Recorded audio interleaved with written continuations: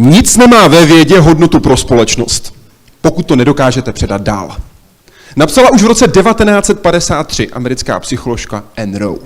V roce 1953 popsala to, jakou sílu a význam pro vědu má komunikace. Protože bez komunikace je věda mnohem slabší. A bez vědy společnost nepřežije. Proto potřebuje společnost vědět, k čemu je věda dobrá a jak pomáhá. Ostatně britský lékař, jeden z velmi z titulů jeho funkcí posledních let, vlivných hráčů na britské scéně, pokud jde o vědeckou politiku a také vědeckou diplomacii, Mark Walport tvrdí, že vědecký výzkum neskončil, dokud není komunikován. Protože dobře ví, že součástí práce vědkyň a vědců 3. tisíciletí je vědu komunikovat. Ne pro každého je to přirozené, ne pro každého je to příjemné, ne pro každého je každá forma komunikace správná.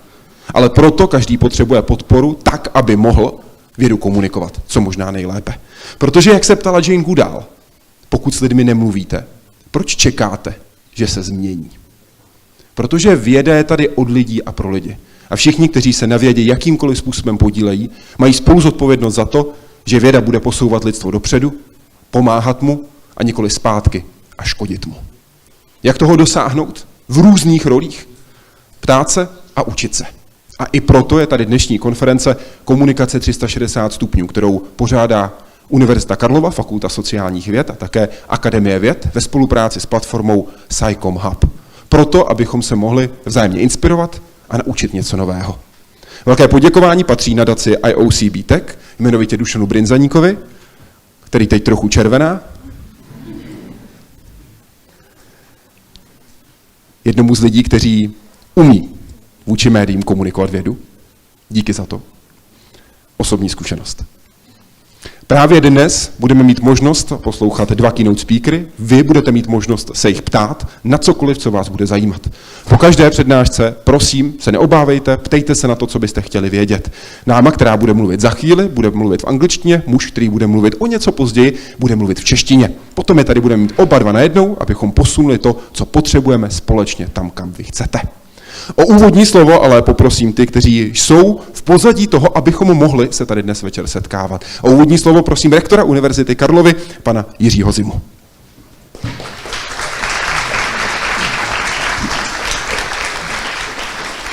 Pane rektore, vítejte, dobrý den. Děkuji, dobrý den. Tak vážení, jsem moc rád, že jsem byl pozván, abych řekl pár slov na začátek této konference, vlastně v pořadí druhé konference, protože myšlenka vznikla v roce 2024. Měl jsem připraveno pár slov, ale kolega Stach mi je trošku sebral, tak já nebudu zdržovat vás dlouho. Jenom chci říct, že ta komunikace je prostě strašně důležitá a mě docela mrzí, když třeba člověk zjistí, že někteří lidé vůbec nevědí, kdo to byl profesor Hejrovský, kdo to byl profesor Holý, kdo to byl profesor Vichterle. A tohle si myslím, že je velká škoda. Máme i dneska mnohé úspěšné vědce a vlastně ta veřejnost o nich vůbec nic neví pořádně. Myslím si, že musíme být mnohem aktivní v té komunikaci, aby i ta veřejnost věděla, že ty peníze, které na nás vynakládá na vědu, tak nejsou prostě vyhozeny do vzduchu, ale něco po nás bude zůstávat. Je to důležité i pro mladé vědce a vědkyně a to nejsou lidi, kteří jenom publikují pro Q1 nebo D1, aby za to vlastně přicházely peníze, ale proto, aby se ty jejich úspěchy dostaly i mezi mladou generaci a pro tu mladou generaci to byla inspirace, aby šli do vědy a snažili se mít takové úspěchy, jako měli ti 3, které jsem teďka zmínil. Komunikace velmi důležitá a já přeju úspěch této druhé konferenci. I wish success to this conference, to all Czech colleagues and foreign participants. Thank you very much. Děkuji. Děkuji vám, pane rektore. A omlouvám se, jsme začali a hned působím problémy. Doufám, že jsem si to vybral. A pan rektor s námi nebude moc být dneska celý den. Děkuji moc, že jste tady dnes s námi ráno a otevřel jste tu dnešní konferenci, kde o slovo prosím také místopředsedu Akademie věd České republiky Ondřeje Beránka. Dobré ráno i vám.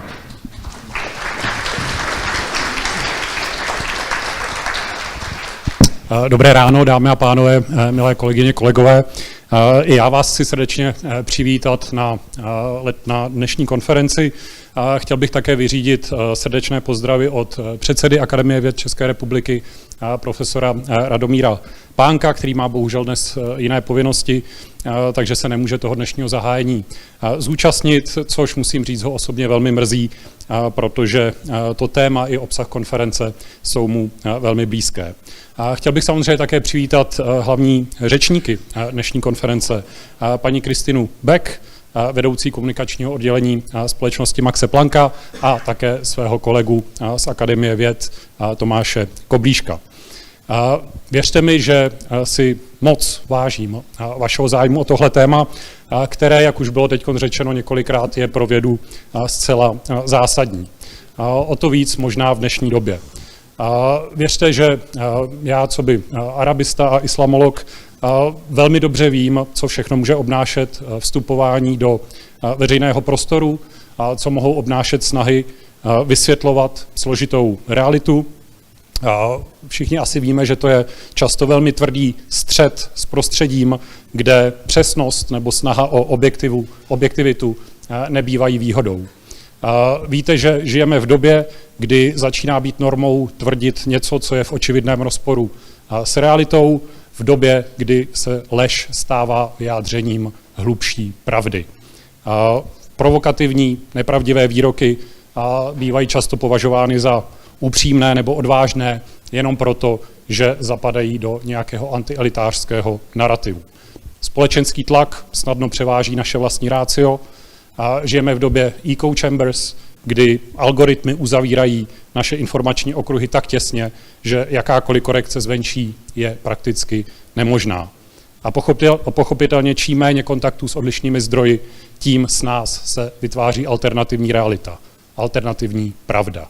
Výsledkem, který všichni známe, je posilování nejrůznějších vyhraněných postojů nebo možná v něco lepším případě rezignace. Pocit, že pravdu stejně nejde poznat. Právě proto znovu opakuji, že komunikace vědy je tak nesmírně důležitá. A samozřejmě bychom neměli ani upadat do té krásné iluze, že když něco vypublikujeme, když vystoupíme na konferenci, takže máme splněno, že se o tom společnost jaksi samovolně dozví.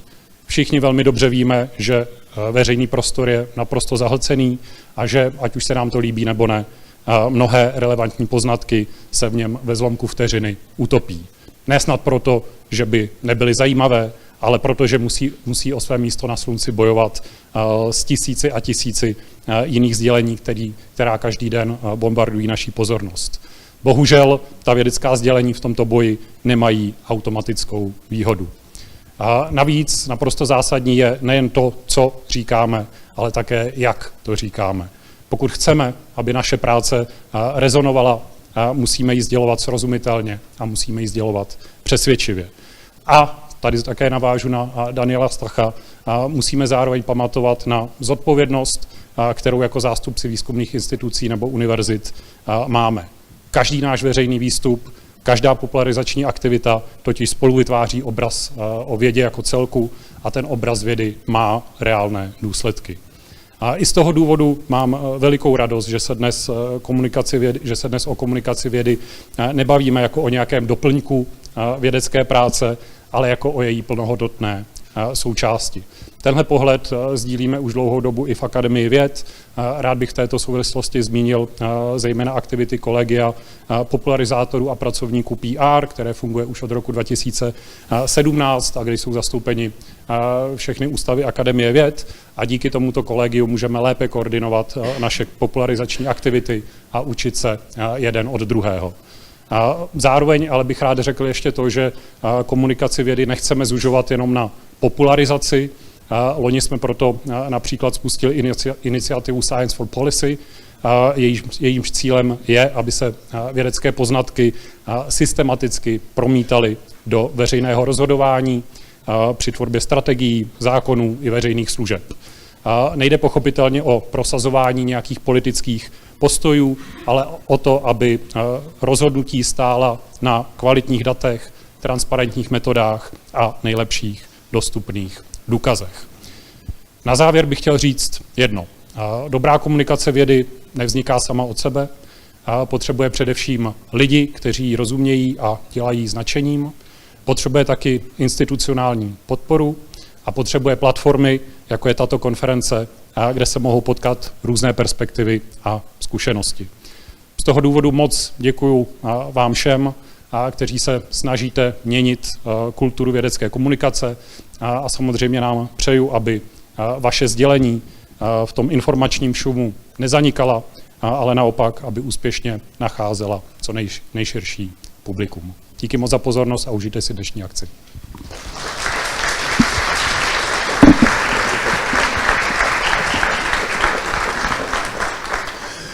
Děkuji mnohokrát. Myslím, že na některá z těch slov, která tady zazněla, se v dnešním dopoledním programu s Tomášem Koblížkem dostaneme, protože o lži to dnes také bude i o tom, jak snadno se šíří. Už se ke mně blíží dáma, která je zástupkyní německého velvyslance v Praze, paní Petra Dachtler. Díky, že jste s námi. Dobré ráno. Děkuji.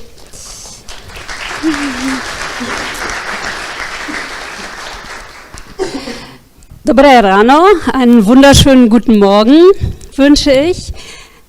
Pane rektore Zimo, pane místopředsedo Beranko, sehr geehrte Frau Dr. Beck, mám velkou radost, že můžu tady být jako zástupkyně německého velvyslance a že můžeme být aktivní součástí této akci o komunikaci vědy. Myslím, to je velmi důležité téma. Jak jsme slyšeli, komunikace je klíčem k šíření informace, ale samozřejmě díky digitalizaci prostředků můžeme šířit informace na jednu stranu přímo ze zdroje k adresátům a to je možná ta dobrá stránka, že třeba vědec může komunikovat přímo na mobily 1000 nebo milionů lidí, ale komunikace dneska i ve zlém jsme slyšeli, že žijeme v době alternativních faktů, jak rozlišovat vůbec pravdu nebo fakta od fake news. A tam vidím právě roli vědy. A nejenom já to tam vidím, naštěstí to tak vidí i většina lidí. A let me now switch to English and quote some of the recent results of the German Scientific Barometer, which is quite interesting and maybe a bit reassuring. Almost 3/4 of respondents say that science should help to make discussions more fact-based. 70% of respondents want science to actively intervene when facts are taken out of context or misinterpreted. 63% believe that science should help to reduce tensions in public discussions. So this means that science could help to cultivate debate by creating an environment for fact-based discussions and contributing to more evidence-based policy making. All in all, this means that scientists worldwide enjoy quite a high level of trust by the general public and often higher than politicians and politics. This is very good news for science, not so much for politics. Ladies and gentlemen, let me express my gratitude for the participation of Dr. Christina Beck, one of the keynote speakers with an impressive 10 years career as head of communication at the Max Planck Institute. The Max Planck Institute, as you probably know, is the leading research institute in Germany. It's involved in basic research mainly, and it counts in its ranks more than 13 Nobel Prize laureates. It is also involved here in the Czech Republic in the Czech-German Scientific Cooperation, the so-called Scientific Excellence Centers, Dioscory, a showcase of our bilateral cooperation. There are 3 of these centers in the Czech Republic, 2 at the Institute of Physics at the Czech Academy of Science and 1 at the Masaryk University in Brno. Before concluding, allow me to mention one of my favorite projects here in Prague. The German embassy has been involved in it for the last years. It's about early career researchers presenting their projects, their research. It's called Falling Walls Lab. And these young scientists have, within only 3 minutes, to present their project, their research. and to explain it in an understandable way to an audience, a mixed audience of experts and laymen, like me, for example. And they do this in a very amazing manner. So thank you for having us here, and Ms. Beck, I guess you have more than 3 minutes now to present your project.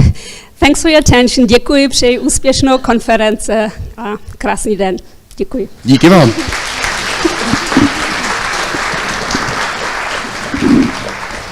Petr Dachtler, representative of Germany in the Czech Republic, speaking about naturally the based organization that is here in Prague. It's the capital city of the Czech Republic. I'm quoting the first keynote speaker. She says, please communicate not just in the time of crisis. She stresses out that you need to be transparent, that you need to make sure that if there are some questions about the results of the data, you need to communicate them very openly. She stresses out that you need to be ready to support those who are going public. She stresses out that it's necessary to keep the roles divided. Science explains evidence, politics weighs trades-off and makes decisions. She's the one who gained her doctorate at the Max Planck Institute of Biochemistry and joined the press corps, the press office, at the end of 1998. She has been responsible for science communication, public relations and corporate communications at Max Planck Institute since 2015. And she was laughing when she heard that she has been working there for 10 years in this role. Ladies and gentlemen, please welcome our first keynote speaker who will be talking about From Ivory Tower to Newsfeed, Rethinking the Functions of Science Communications. She is Christina Beck.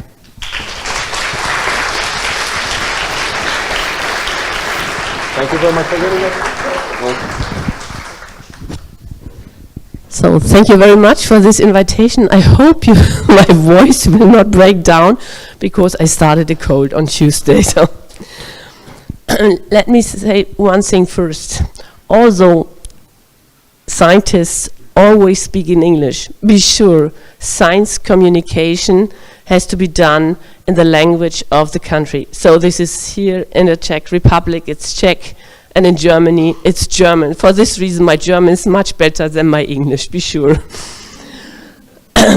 So I can skip this chart because you were so nice to introduce Max Planck.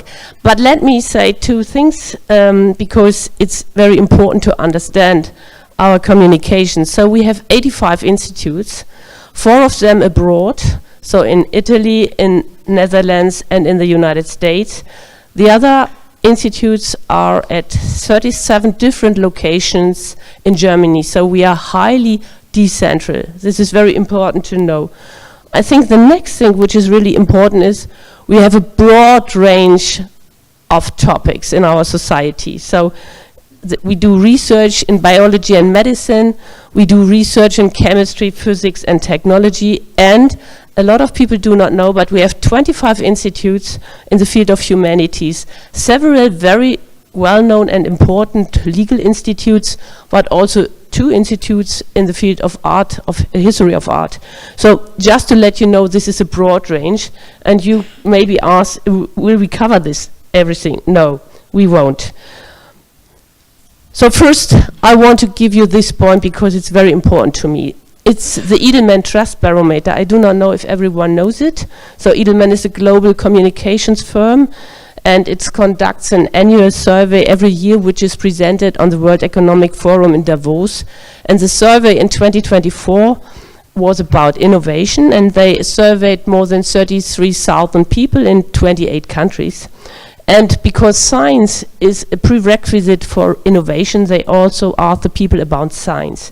And I think this is important that on average over all these global, all these 28 countries, nearly half of the people say scientists do not know how to communicate with people like me.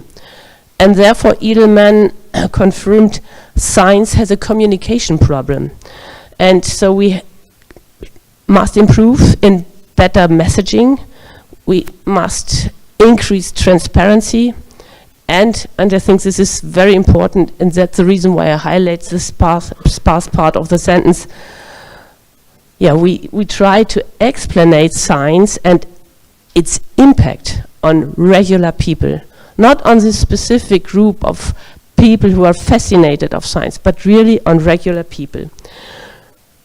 So how we do science communication within Max Planck.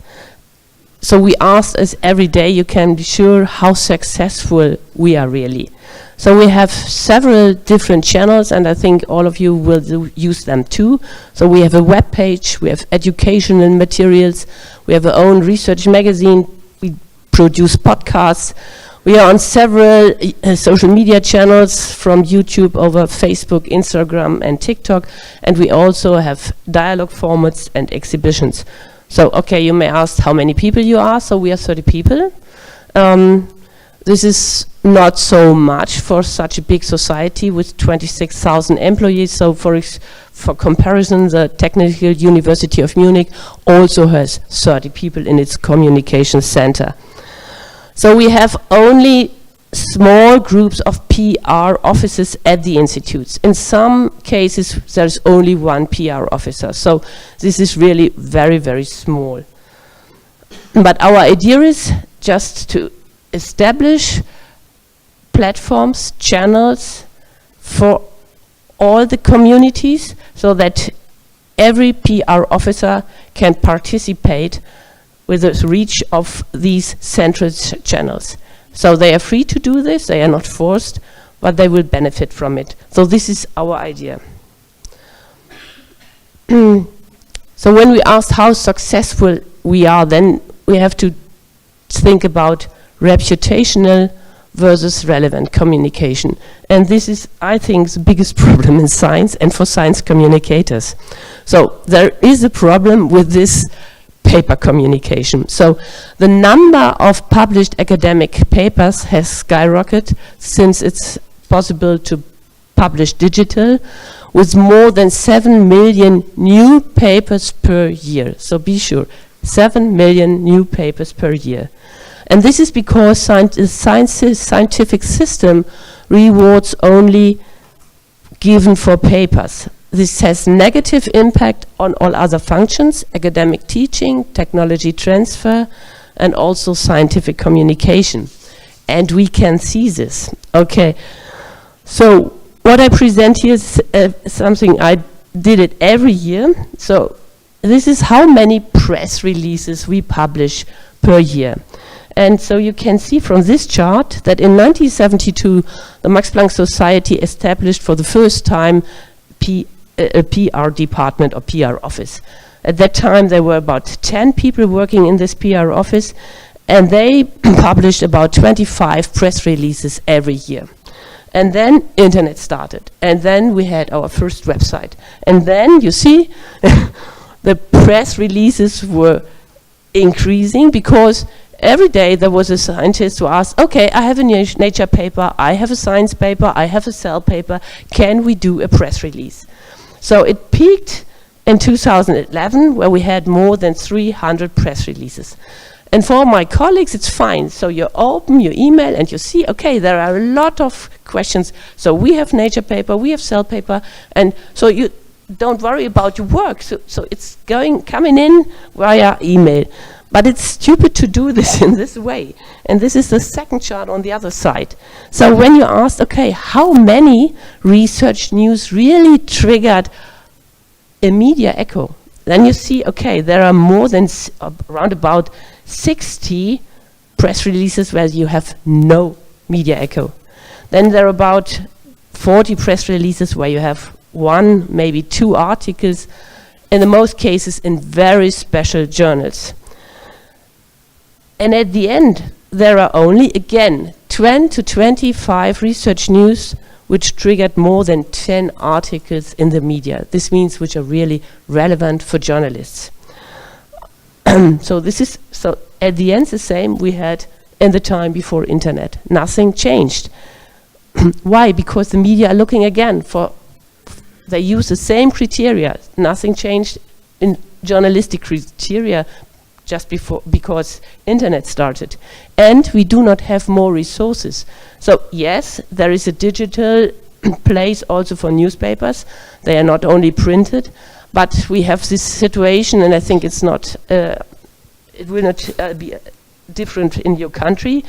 That one newspaper said, okay, we print is first and then it comes on the internet platform. Others say, okay, always internet first and then it's in the printed version. But there's no big difference between the things you find in the printed paper as well as in internet. So we can say 10 to 20% of our press releases may be interesting for media. So, and now again we have to ask us what is relevant and accessible for regular people. And now I will show you the problem with paper communication. So by the time you finish elementary school, you know a little. By the time you finish high school, you know a bit more. With a bachelor's degree, you gain a specialty, and a master's degree deepens that specialty. Reading research papers takes you to the edge of human knowledge. And this is now the edge where you are. You see this little peak. This is the PhD. This is wow. We get to the borders of knowledge. So, to zoom it a little bit, yes? Okay. And that's the problem with paper communication. So I refer to a colleague from the Süddeutsche Zeitung, Patrick Illinger. He was for a long term editor-in-chief for the science department. And he always said, don't forget the bigger picture. So science struggles with the big issues. This does not refer to research topics, but rather the challenge of embedding one's own research in a large context. So this is we have to work on as science communicators. And therefore we decided, okay, we will not take all these papers, but we focus now on key topics. So we decided for these 6 key topics. And we have a last topic, we call this fascination of science, and I will explain why. So we discussed it with our president, and he's fine with this. At the moment, we focus on climate change, on energy topics, democracy, sustainability, health, and artificial intelligence. At the end of the year, we will evaluate this, and maybe there is a new key topic and another one will be cancelled. But this is now at the moment, these are the 6 key topics we are working with. And fascination of science is something, okay, my colleagues ask, but what is about the black hole? It doesn't matter for the people in the regular world, but they are all fascinating. Okay, yes, we can make a press release regarding a black hole, and be sure all newspapers will take this black hole. We can also make a press release to cakadoos, open some, I do not know, rubbish pots. Okay, we can do this, and we know this is running through the whole republic because this is fine for all these local newspapers, so this nice stories from science. But to be honest, this is not where science goes for. So we have really to look for the relevant topics which are discussed in the society. And I also will show you why. So this is from social science. The mediatization of politics forces the mediatization of science. Only what is in the media is also relevant for politics.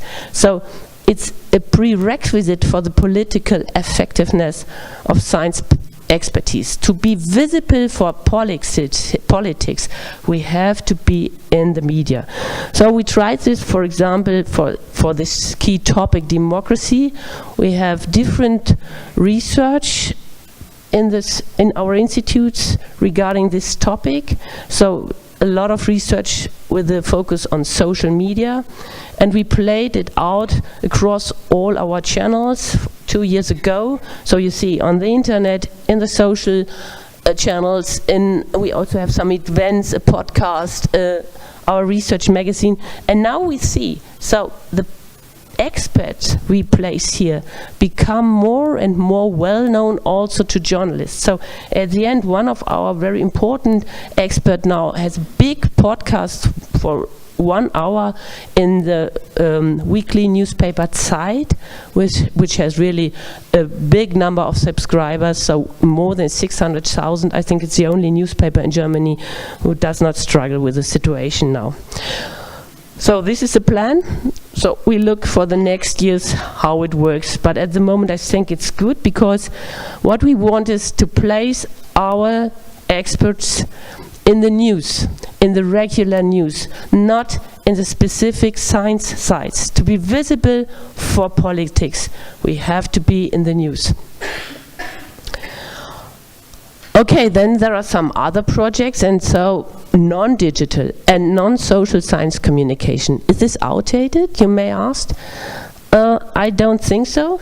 So we have a flagship, it's our research magazine, and so it's really good positioned in the market, so it's for free. This is, I know it in advance, regarding for our competitors, Spektrum der Wissenschaft. It's the German version of Scientific American and Bild der Wissenschaft.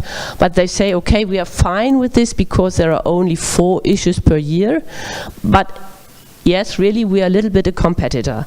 And you see this, we have really more than 60,000 subscribers. And they are individuals and not in science. We are not an in-house magazines. It's not from our institutes. All these subscriptions come from school libraries, from teachers, from ministries, of course from students, and so on. So it's really, really important. And it's subscribed by all science editorial offices in Germany also too. So we will go further with this. Every 5 years we make a survey on our readers, so ask them, is there something we can make better? So for example, for 5 years ago they told us, okay, it would be fine to have the articles a little bit shorter. But there was a difference between our older community, they say it's fine to have these long articles, and our younger community, they said, okay, can you make it a little bit shorter? And the younger community also asked, for example, for infographics. So therefore we introduced an infographic in our magazine. So this year we will start the next survey. So, and then we have educational offers, and this is in the first also printed, these Max brochures. They are sent out to more than 3,500 high schools in Germany, and the teachers can use it for the classroom, and they can order copies for free for their classes. So we have about 800 teachers who order about 40,000 printed brochures a year, and also more than 40,000 downloads per year on the platform maxwissen.de. And this is for us very fine. We now, since last year, we get exclusive access to the nationwide education server Mundo, where teachers from all federal states can also download these materials. So this is, we are sure, not outdated, so we will go further. And now there's this topic, social media. Is social media still an option? Do we have a chance in this attention economy? And we discussed it very intensively the last year. So we entered, I think you all too, social media in 2010, and it was really a great promise.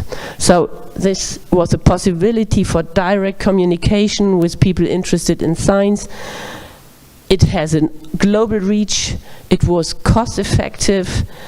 We have a two-way conversation, the possibility to give feedback, to listen to questions. Yes, and then there was, a break. And so my colleagues told me it's a heartbreak for them, but at the end of the year, we left X. It's not anymore possible to stay on this platform. So there was some key turning points when in 2022 Elon Musk takes over, then rebrands Twitter to X and reinstates banned accounts, suspended critical journalists, and we knew from our own research that the algorithm amplifies anti-democratic political views, and so the president says, okay, we will quit. He also closed his personal channel on X, and we also left X.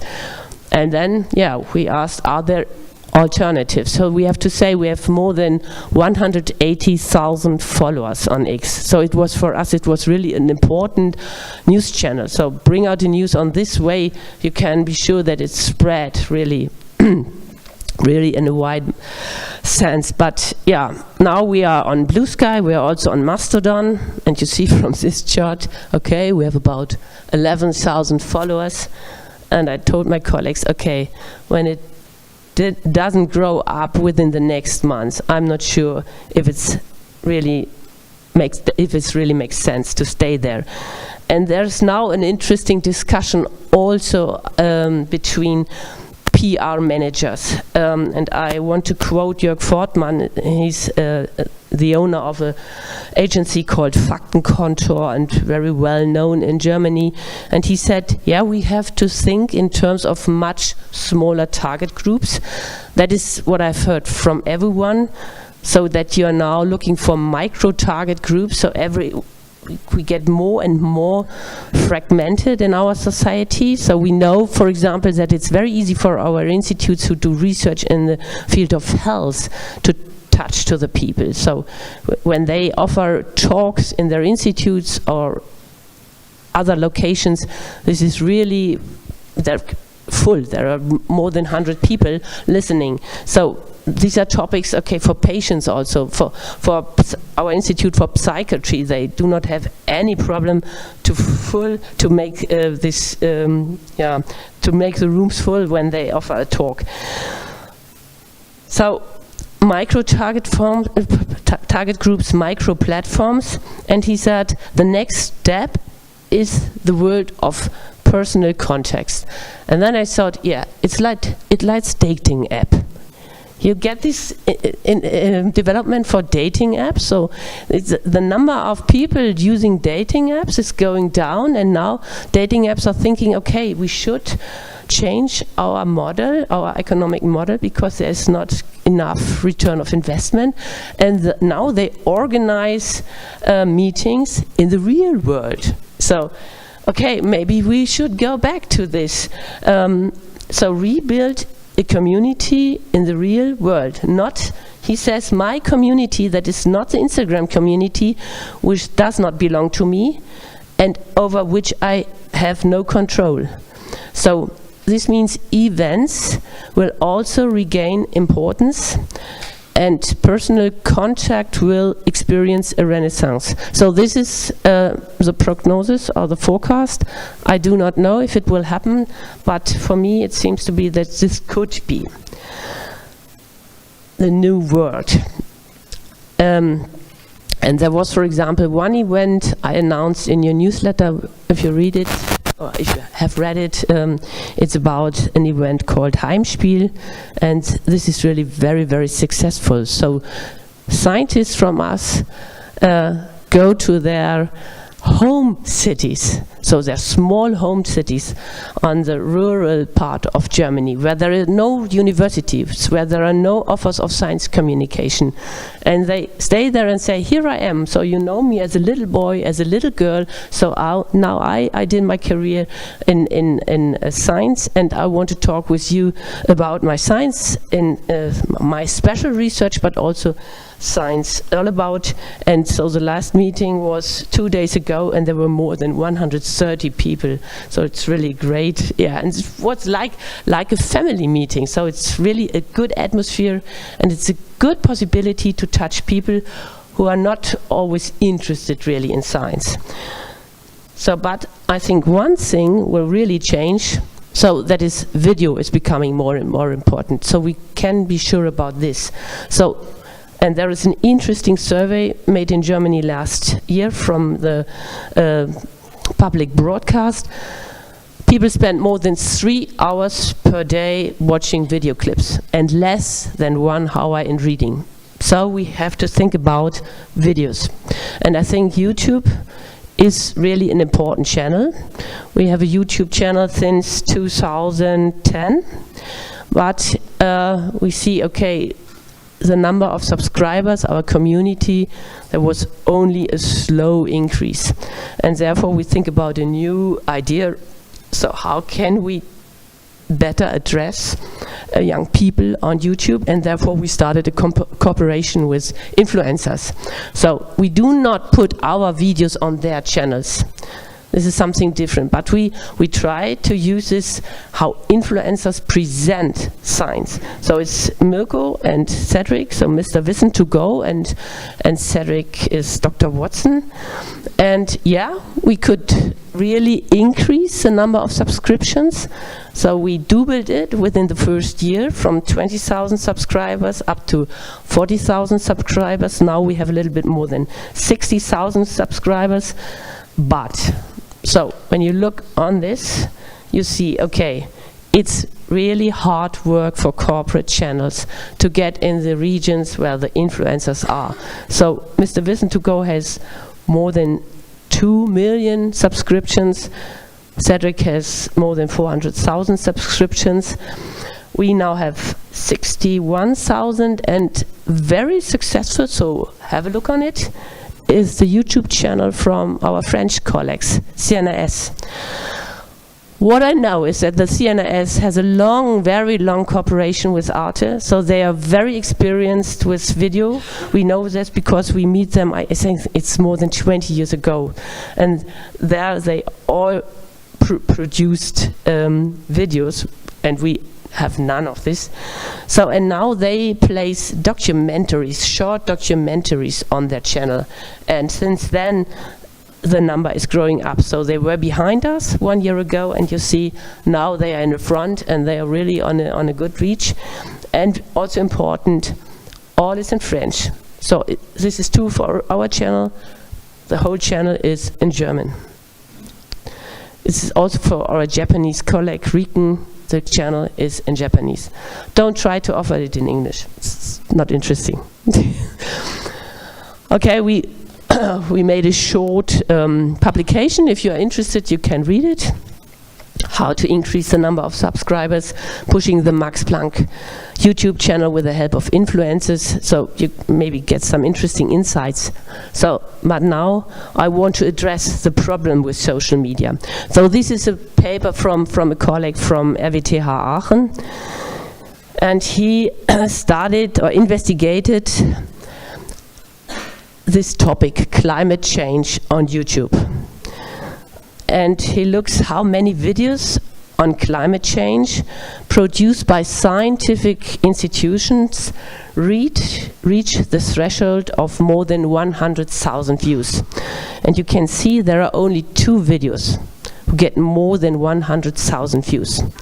But there are 20 videos from chemtrails conspiracy videos which reach this threshold. And when you put this threshold up to 1 million, then you see there is no video from a scientific institution, 1 video from a YouTuber, but 3 videos from or with chemtrail conspiracy. So at the end, ultimately, the most viewed video on YouTube on the topic of climate change is a climate change denial video. And this is the problem with the algorithm. And this is why we all struggle with YouTube and with all these other social media. And there's a big discussion now also with regarding to democracy. Yeah, because this algorithm is an advantage for all these fake news, and it's a disadvantage for serious videos. This is really a big problem. And we also see this in the Edelman Trust Barometer. So the people say, this is where I get most of my information about new technologies and innovation. So it's online searched by themselves. So they asked for, help me find information I can trust. And so at the end, I just want to introduce this really nice project, which was supported by the Max Planck Society. And it was, this was nice, it was initially developed as part of a workshop for postdocs at the Lindau Nobel Laureate meeting, which is every year. And now it's launched in 2024 before, and it's an internet-based tool and browser extension, and should help people to assess the validity of scientific media articles. So you can go to the website and say, can you send me something about this article? And then they will find an expert who will verify this article and will check the reports for evidence, for balance and clarity, to counter misinformation. So this is a possibility. You know, it's a little bit like trusted shops. So when you look if you can buy something online, maybe you go on this website, trusted shops, to look if there are bad or good reports about this shop. So then you are sure, okay, this is serious or not serious. And so in this way, this should work. And now, at the moment, it's a startup in the infancies, but we hope maybe it's growing up like Wikipedia. This would be great. So, thank you very much.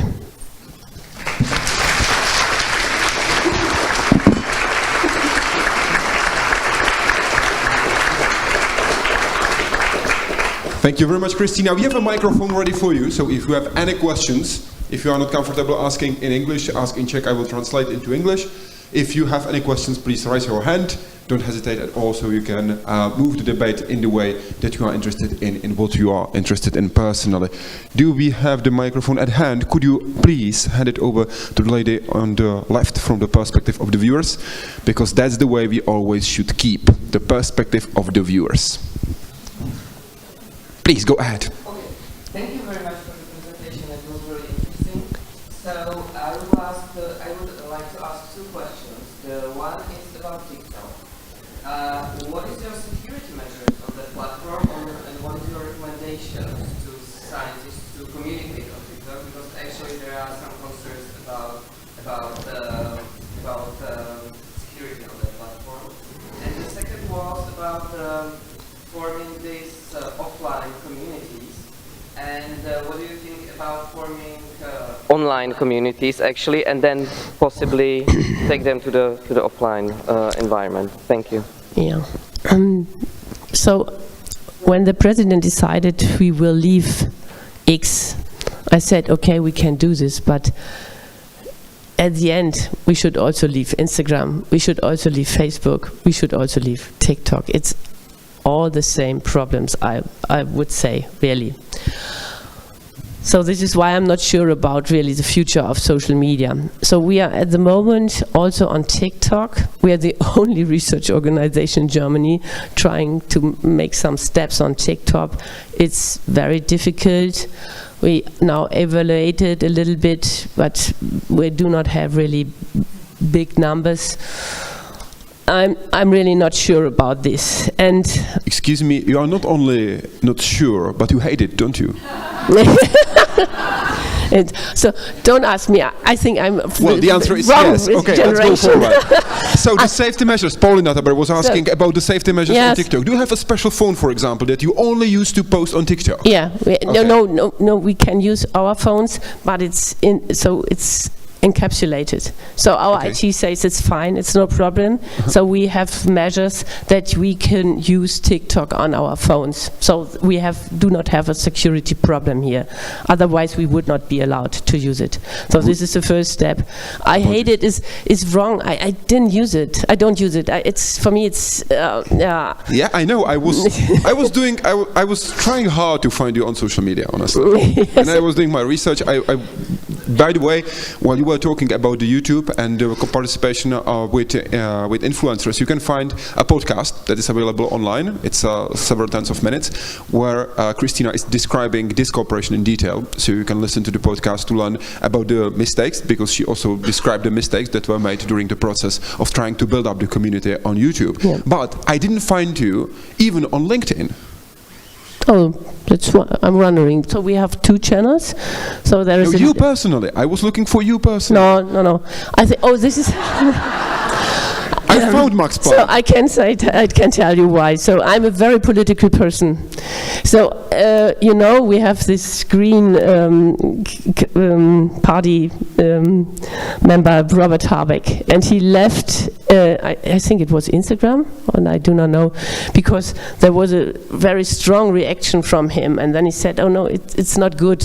So I think it would not be good if I'm on this media. So I use it to watch what we are doing for the president, so the leadership communication. But I think the Max Planck Society would really come in trouble when I'm on social media. Really. So you are the Instagram stalker who's checking everybody. I'm the Instagram stalker at the moment. Yes. Okay. That's correct. I will add one more question before we get to the second one.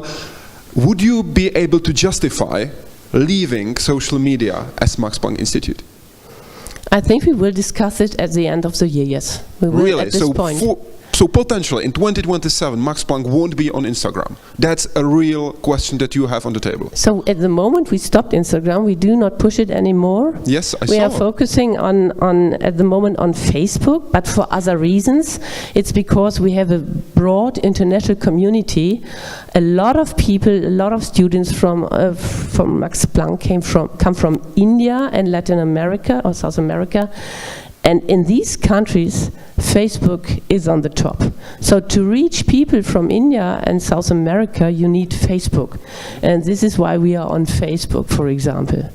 In the Czech Republic, if you want to use Facebook, it's because you want to reach everybody's parents. Okay. Yeah, but I know. It's also in German. But we made an online survey together with a university in Stuttgart with this communication research department. And there we saw this, yes. People from India and from South America are looking for Max Planck on Facebook. The second part of Polina's question was online, offline communities. Build it online and make sure that you move it into offline. Did I understand your question correctly? Yeah. There's an interesting experiment now from the site.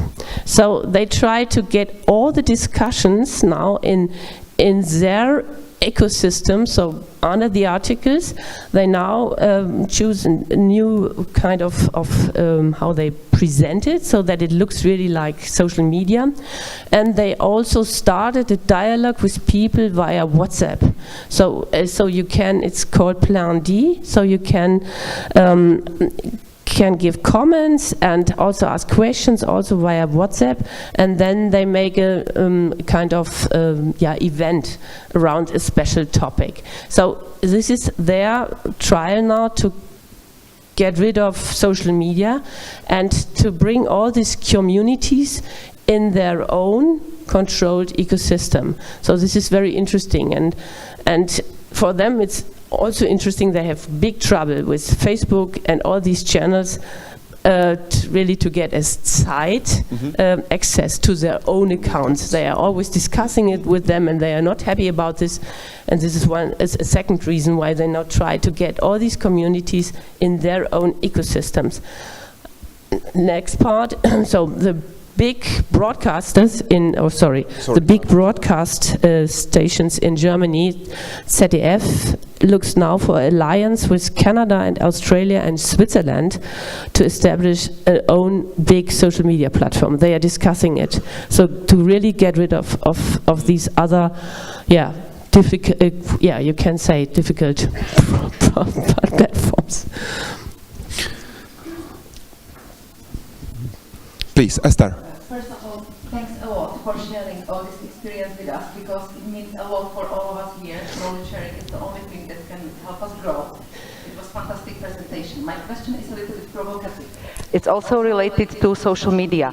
We said that if we speak to people who already like science, they come to our events, this is one thing. But if we leave those social media channels that we disagree with, like, for example, TikTok, how do we reach those who are science non-believers and exactly those that we need to convince to trust science? Yeah, that's the reason why we stayed on X with 190,000 followers. That's the reason why we stepped into TikTok. And I do not know if you know it, but we have really one right-wing party which is really present on TikTok. It's a big problem in Germany. AfD? After, yes. And but the problem is we are not seen on TikTok. This is what we now see after the first year. So we have 900 clicks. So what's it? So despite being there, that makes no difference because the algorithm is pushing, let's say, very different content than the content that Max Planck is producing. Yes. So being there means nothing because Yes. nobody sees. Yes. Okay. Could it be we speak too sophisticated language for the audience out there? What? Pardon? We maybe speak too sophisticated language for the audience out there. That it's in not TikTok, that our messaging dumb enough. should be. Yeah. No, I don't. I'm not sure if it's Sorry. Yeah, I'm not sure if it's too sophisticated, but I think we cannot make such pronounced statements like AfD did. Yeah, absolutely. Yeah, this is a problem, and we do not want to polarize, and this is a problem. So I know it from my daughter because she's working for the public broadcast. They are discussing, okay, do we need small Sendung, oh God, TV shows, yeah, polarizing, because then we will have more attention. But then we polarize our society. So this could not be the way. This is a problem. And But our it works. yeah, it works. It works. If you want to reach larger audience, you will polarize the discussion, Yes. even the political discussion, and immediately Yes, it will rise. then it works. Better So attention. this is true. Or larger attention, not better So, attention. but we know from our researchers who do research in this field of social media that you can train the algorithm to depolarize. But this is not the goal of the people who own these platforms. This is our problem, really. Because we are slaves of the algorithms. Yes, at the moment, yes. That's positive thinking. Just describing Thank the you, reality. Julia, please, my apologies. Thank you so much. I would like to follow up on Esther's question and on your mention of in-person events. What role do you think art-science cooperations play in communicating science clearly and getting the portions of the population who might not be interested in science from the start more interested? Yeah, so this is the attitude of scientists and science. I know this from my beginning because I also come from science. So you want, let's say, lecture the people. We want to explain. We want to show them, this little PhD peak there. This could not be the way. I think we have to do it the other way around. Talk to the people. What are you interested in? Where can I help you? Where my expertise might helpful for you? So this is how to change dialogue.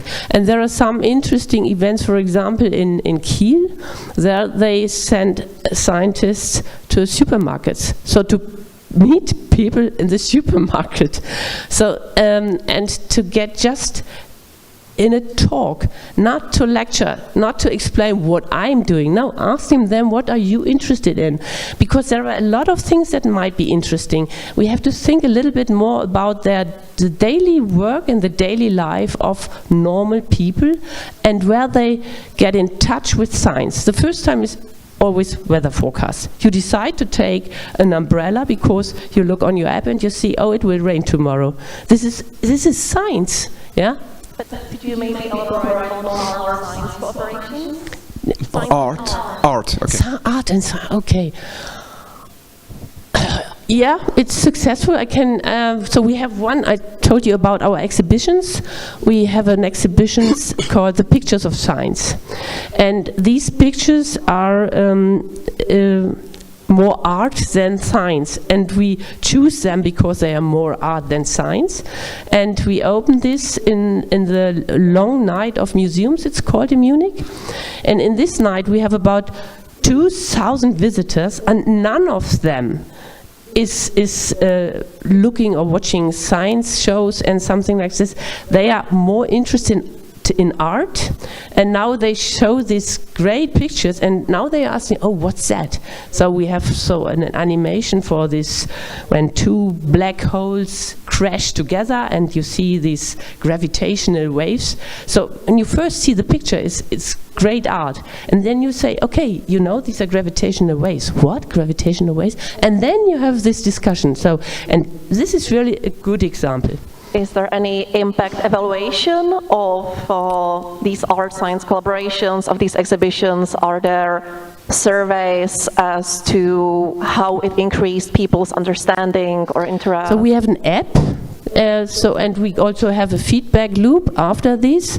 We offer this as an Wanderausstellung, what do you call this? Exhibition which travel exhibition, yeah. Let's say it in this way. So, and we, for example, we offer it to Volkshochschulen. I do not know if you know this here. So it's, what? So we invite them in our Esther, it's nice that you know. Could you translate it, please? Pardon? Yeah, like the university for the adults, let's say? Yes. Okay, for normal people. Yeah. Do you think that scientists are not normal people? How would you evaluate scientists if they are not normal people? Yeah, it could be a little bit crazy. A little bit crazy, okay. Just a little bit. That's cool. So yeah, art could be a way, yes. And what's interesting, artists are really interested in science. This is a very good feedback loop, therefore. Over there. Nice pin, by the way. Is it the climate change stripes? Show your stripes, Thomas. Yes. Thank you very much for your presentation. One of the things you just mentioned was about reaching people where they are interested, yes. Was one of the comments that were made. I was interested in how you came up with your key topics that you're focusing on then, because climate change, energy, democracy, sustainability, AI feel as though they're things that is important to Max Planck to be heard in rather than what people are actively searching, or was it the other way around? So no, it's really an analysis and monitoring about all newspaper discussions and all the discussions in politics. So what is the most important topics now at the moment in Germany we are discussing about? So you're reacting to society, yes. Not to the research of Max Planck? Yes, we are reacting to the society. Specifically how media are acting. Research from Max Planck. Without a doubt, but the question was what was first? It doesn't make sense to choose egg, a key topic. Society or research? Do you have great research that you want to communicate, or do you see the need of the society and then you will adjust what you are communicating? Yes, it's the last one. But, sorry. Specifically, is it that you're reacting to what is already being covered in the media, or are you talking to people and asking them what they are interested in? No, it's the first point. It's the first one. So it's a media monitoring, it's a media yes. Monitoring. It's a media monitoring because we know that these topics are also relevant they are relevant for the society because how we deal with these topics will be decisive for our future. I want to be very clear, they're very important topics, right? But it doesn't look to me as though it's something that someone in the street would say, I'm interested in finding out about this today. It doesn't seem like it's something that someone I would speak to in the supermarket would be actively searching for sustainability on the Google search. This is correct. Yeah. Yes, this is correct. But you can, in a supermarket, looking on the fruits, you can discuss this topic. Yes, you can. Yeah, you can discuss sustainability and vodňanské kuře. Christina, thank you very much for now. Thank you very much indeed.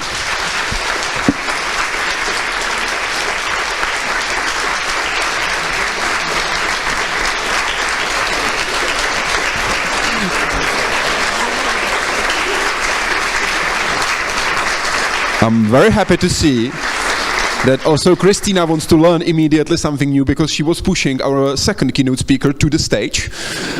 But he has time because we'll have a short break so you can meet other people. You can also start playing a game that is quite challenging in some points, I believe, but I believe you will handle it. You can find this game in your bag, let's say.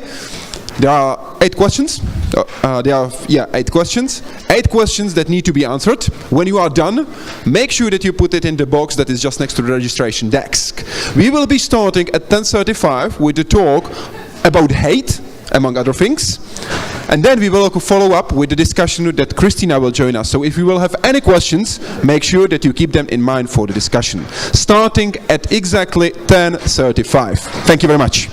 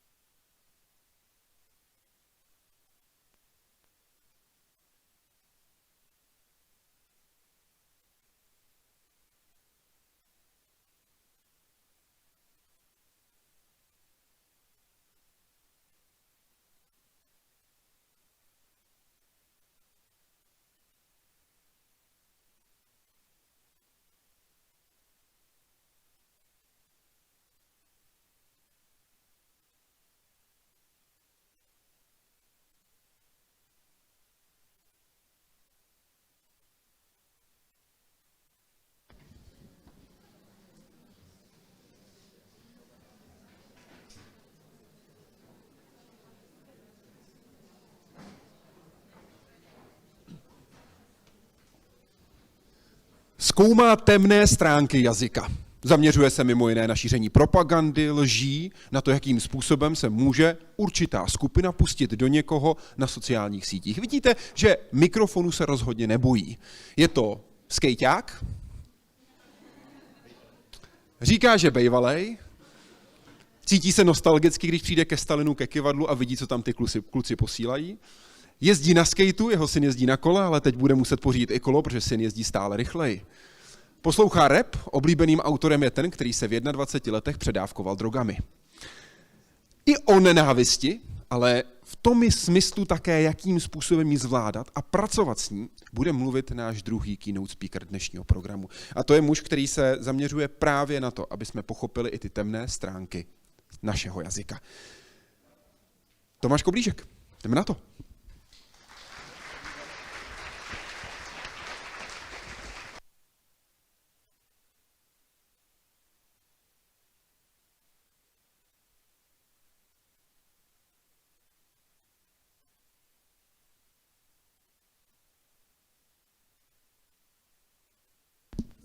Jestli vám nevadí zelená, která prý uklidňuje Tomáši, tak vám dám svůj mikrofon. Super, dobrý, díky. Nemyslím, že nějaká moje chyba, nezmáčknul jsem nějaký knoflík. Tak moc děkuju za pozvánku, hrozně si vážím toho, že tady můžu být, děkuju za pěkný úvod a jako je pravda, že tady budu mluvit trochu o takových těch temných tématech. A já teda nejprve musím říct, že když jsem dostal zprávu, že tady můžu mluvit o té své popularizaci, tak jsem byl jako strašně nadšenej, že konečně si budu moct někde jako vylít srdce nebo se vypovídat.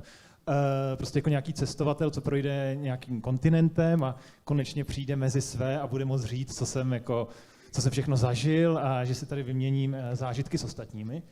A pak mě ale vlastně jako napadlo, jestli to moje téma, nebo vlastně i ty otázky, co si během popularizace tady toho tématu kladu, jestli to není jako příliš bizarní, příliš jiný, příliš jako vzdálený od toho, co dělají jiní popularizátoři a jiné popularizátorky.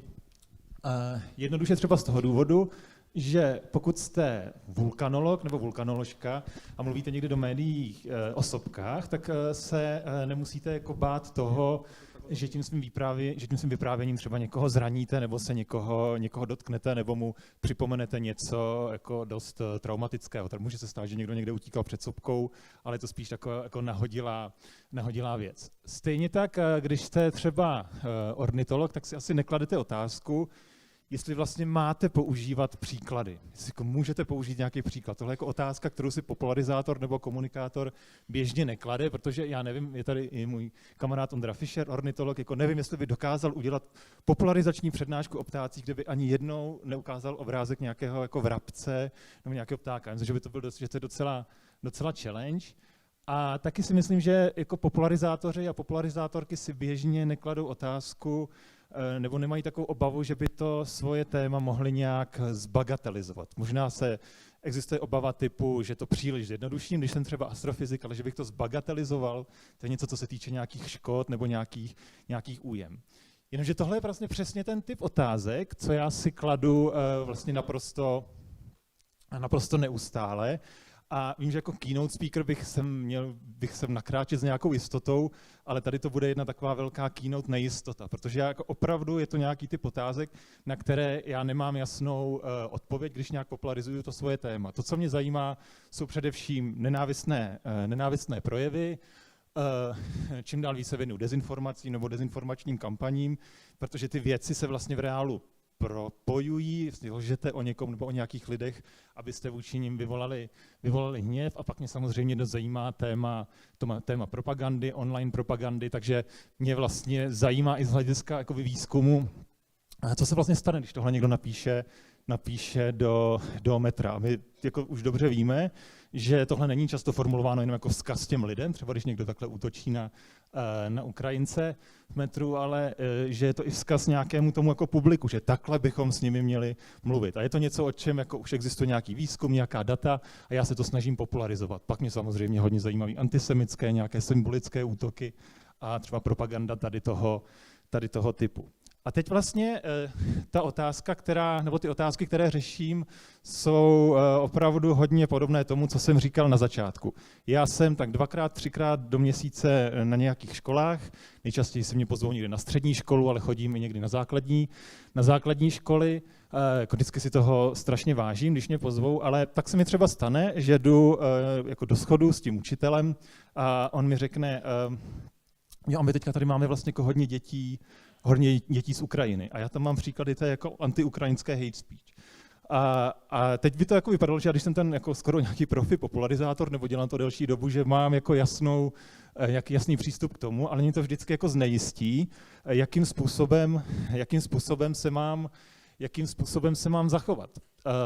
Takže vlastně ta otázka, co mě jako nejvíc napadá, když mluvím o nenávistných projevech, o výzkumu nenávistných projevů nebo hate speech, je vlastně jako slyší mě jako terče, protože já možná mluvím o nějaké věci, která se nedávno někomu přihodila. Takže třeba nedávno se mi stalo, že mi paní učitelka řekla, že tam mají hodně dětí z těch uprchlických rodin z Ukrajiny, tak jsem se rozhodl, že přeskočím ta témata o té Ukrajině, to útočení na Ukrajince.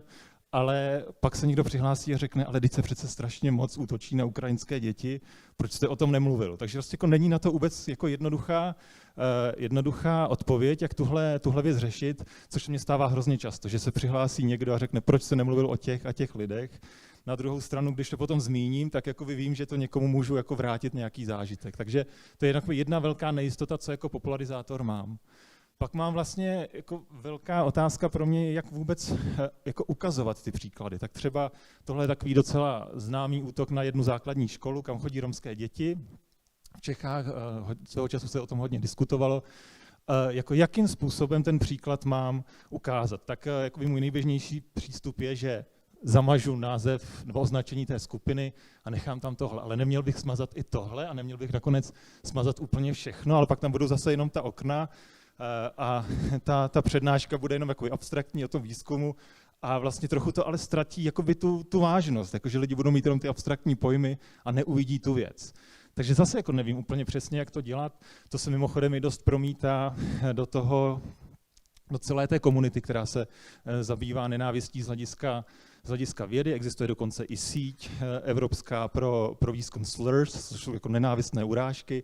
A na té konferenci vždycky na začátku je taková instrukce, pokud chcete používat příklady, tak je používejte, pokud nechcete, pochopíme to. Takže vlastně ani v té komunitě není nějaký konsenzus.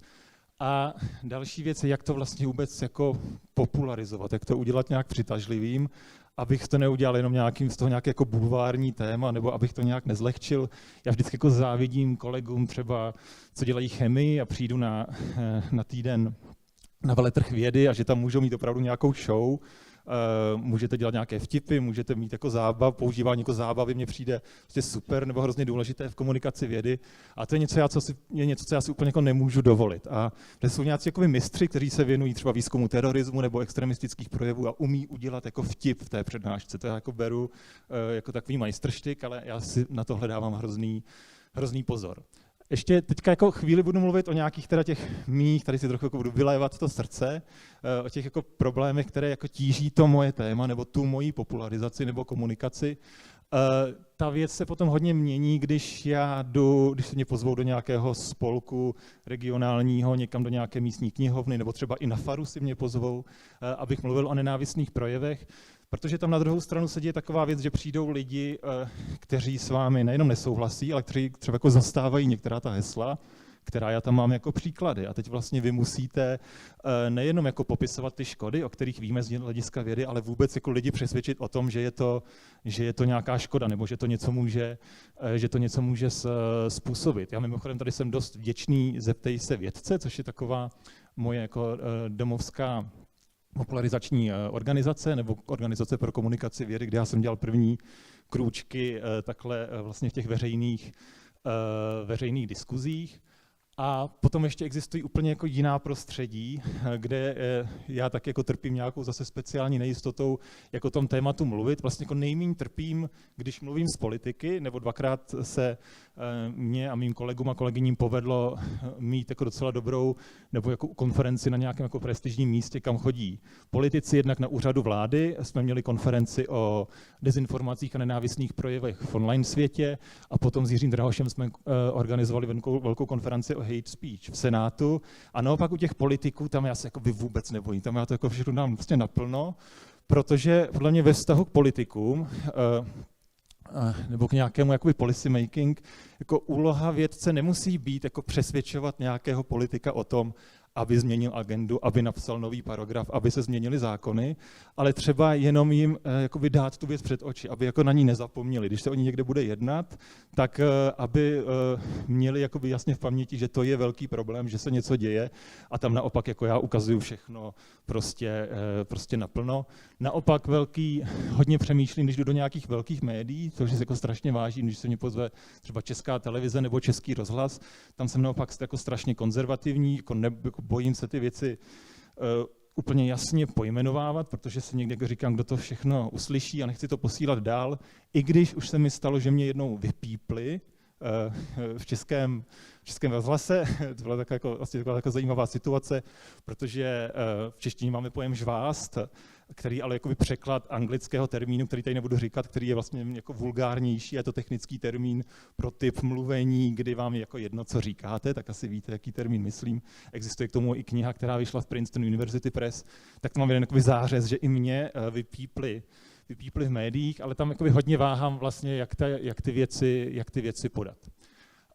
Ještě než přejdu k něčemu, tohle bylo teda takové, řekněme to osobní patro, prostě moje personal issues, trošku se tady opravdu jako provádím takovou sebeterapii, že to můžu říct nahlas, všechny ty své nejistoty, než ale přejdu k něčemu, co podle mě tady jako všichni sdílíme, kdo nyní komunikujeme vědu nebo popularizujeme vědu, tak musím říct, že hrozně jako opravdu důležitý, zní to tak jako abstraktně, nemastně neslaně, ale jako podpora nějakých institucích nebo institucionální podpora, že nejsem jenom já ten vědec na Filozofickém ústavu, který prostě popularizuje vědu, ale zároveň mě ta instituce nějak v tom podporuje, že třeba moje přednáška je vyvěšená v nabídce Filozofického ústavu, jsem i na tom seznamu Jedu vědu, kdy Akademie věd nabízí přednášky. A tohle pro mě jako není jenom jako věc taková, že mě to nějak technicky pomáhá, že mi ty učitelé nebo ty spolky píšou přes tady ty stránky, ale vůbec to, jako, že si to ta instituce dá vlastně na nějaký svůj web, je pro mě nějakým jako výrazem uznání pro tu aktivitu. Což není vůbec nic samozřejmého. Já jsem byl třeba před rokem, to jsem měl hroznou radost, jsem se dostal na konferenci do Oxfordu o komunikaci filozofie, hlavně ve vztahu k politikům, ale vůbec se tam sešli popularizátoři filozofie. A tam i vlastně lidé z docela prestižních institucí v Evropě, univerzitních nebo výzkumných, vlastně mluvili o tom, že jako oni nemají takovéto postavení, že by to ta instituce brala úplně samozřejmě, že ta popularizace je někdy braná trochu, jako že to děláte něco jako bokem, že vás to jako pustí z té laboratoře nebo z té kanceláře, ale jako rozhodně to není vůbec bráno jako samozřejmost, že je to něco, co by bylo v popisu práce nějakého vědce nebo filozofa. Takže vlastně já tohle beru jako, nebo že Akademie věd má třeba cenu pro popularizaci, beru jako uznání vůbec té aktivity a jako jedno, jestli to člověk dostane nebo ne, vůbec jako skvělý, že ta cena funguje. A potom ještě poslední věc, která mě strašně pomáhá, je, že mám vzory. Třeba můj synek teďka už ve 4 letech má vzor Bruce Springsteena, tak já mám také jako svoje Bruce Springsteeny. Ve 4 letech někdo může mít Bruce Springsteena jako vzor, ale prostě to tak je. Já nevím, jako Julie Ebner, jako lidé, kteří se věnují extremismu nebo výzkumu terorismu, ji určitě znají. To je prostě skvělá rakouská badatelka, která teďka působí v Oxfordu. Ona dokonce udělala takový jako husarský kousek, že infiltrovala některé ty extremistické skupiny. 2 roky tam pobývala, vlastně jako takhle být v terénu bych se možná i bál a ona to opravdu udělala, nazbírala tam velmi zajímavý materiál, pak publikovala knihu Going Dark o těchto skupinách. A to je něco vlastně, o čem bych chtěl říct, že ty vzory jsou někdy i trochu jako depresivní, protože oni jsou jakoby příliš dobré, takže ona jednak má jako top publikace v těch nejlepších časopisech, zároveň dokáže udělat jako TED Talk před ohromným publikem, kde jako dokáže předat opravdu i docela jako nuancovanou vědeckou informaci o výzkumu terorismu. A pak samozřejmě píše knihy, které si můžu přečíst i já jako člověk, jako insider, a může si to přečíst i moje maminka, a myslím, jako, že to všechny bude bavit. Takže tohle jako Julie Ebner velmi jako následuji. A potom další skvělý člověk, který se jednak věnuje výzkumu, ale i publikuje dost jako vědecké významné studie o extremismu a podobných fenoménech, je Kasim Kasam. Ten zase má takové spíš jako akademický přístup k té věci, že když prostě vystoupí někde na konferenci, tak to není jako úplně pop, ale i tak jako to dokáže nádherně podat. Tak, tohle byl teda můj takový jako, řekněme, takový ten specifický rybník, že předpokládám, že vlastně spousta těch otázek, co já si kladu, naštěstí jako hodně jiných popularizátorů a popularizátorek nemusí řešit, ale myslím, že je tady jako jedna věc, která se jako relativně nedávno změnila úplně pro všechny, kdo popularizují nebo komunikují vědu. Je to nějaká situace, kterou tady všichni sdílíme a není nijak triviální. Já to uvedu na takové mini-story, která se mi přihodila 14 dní zpátky, když mi zatelefonovali z České televize. Vždycky opravdu si toho strašně vážím, že můžu mluvit k takovému jako velkému publiku. Jestli bych nechtěl okomentovat jako relativně aktuální data týkající se dezinformací, jenom řeknu stručně, o co šlo. Proběhl výzkum v rámci Eurobarometru, což je zkoumání veřejného mínění v členských zemích nebo někdy v kandidátských zemích Evropské unie, co lidé pokládají za největší nebezpečí pro současnou demokracii. Tak nejvíce lidé dávali tady napříč Evropou nedůvěru v instituce, a na druhém místě byly dezinformace nebo nějaké přeshraniční informační působení. Mimochodem Češi skončili jako nejhůř, pokud jde o dezinformace. Tady si jako asi jenom 20% lidí myslí, že jako dezinformace jsou nějaký problém. Opravdu jsme byli úplně dole. A na prvním místě jsou země jako s dobrou mediální gramotností, severské země, Švédsko, Finsko a podobně. A to si nechci stěžovat, to je prostě jako jiná kapitola. No a co se odehrálo potom, kdy jsem vypnul počítač, že si udělám oběd, tak koukám, že mi píšou blaničtí rytíři.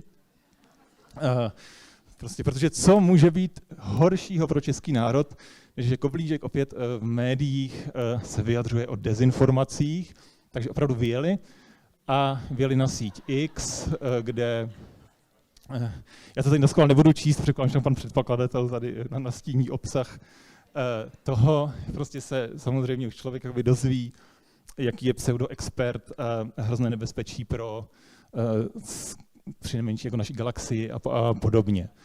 Jako potřeba říct, že když člověk jde do toho nějakého většího média, tak nedostanete jenom zprávu od blannických rytířů, většinou dostanete něco takového, co jsem si tak jako uměle vytvořil, ale je to prostě něco jako po blesku následuje hrom, tak jako něco takového se samozřejmě stane, jakmile jako expert nebo jako vědec vystoupíte s nějakým trošku víc provokativním tématem, uvozovkách provokativním, ale třeba když se věnujete klimatu, nebo dezinformacím, nebo nějakým genderovým otázkám, tak tohle následuje skoro s nějakou jakoby fyzikální jako nutností.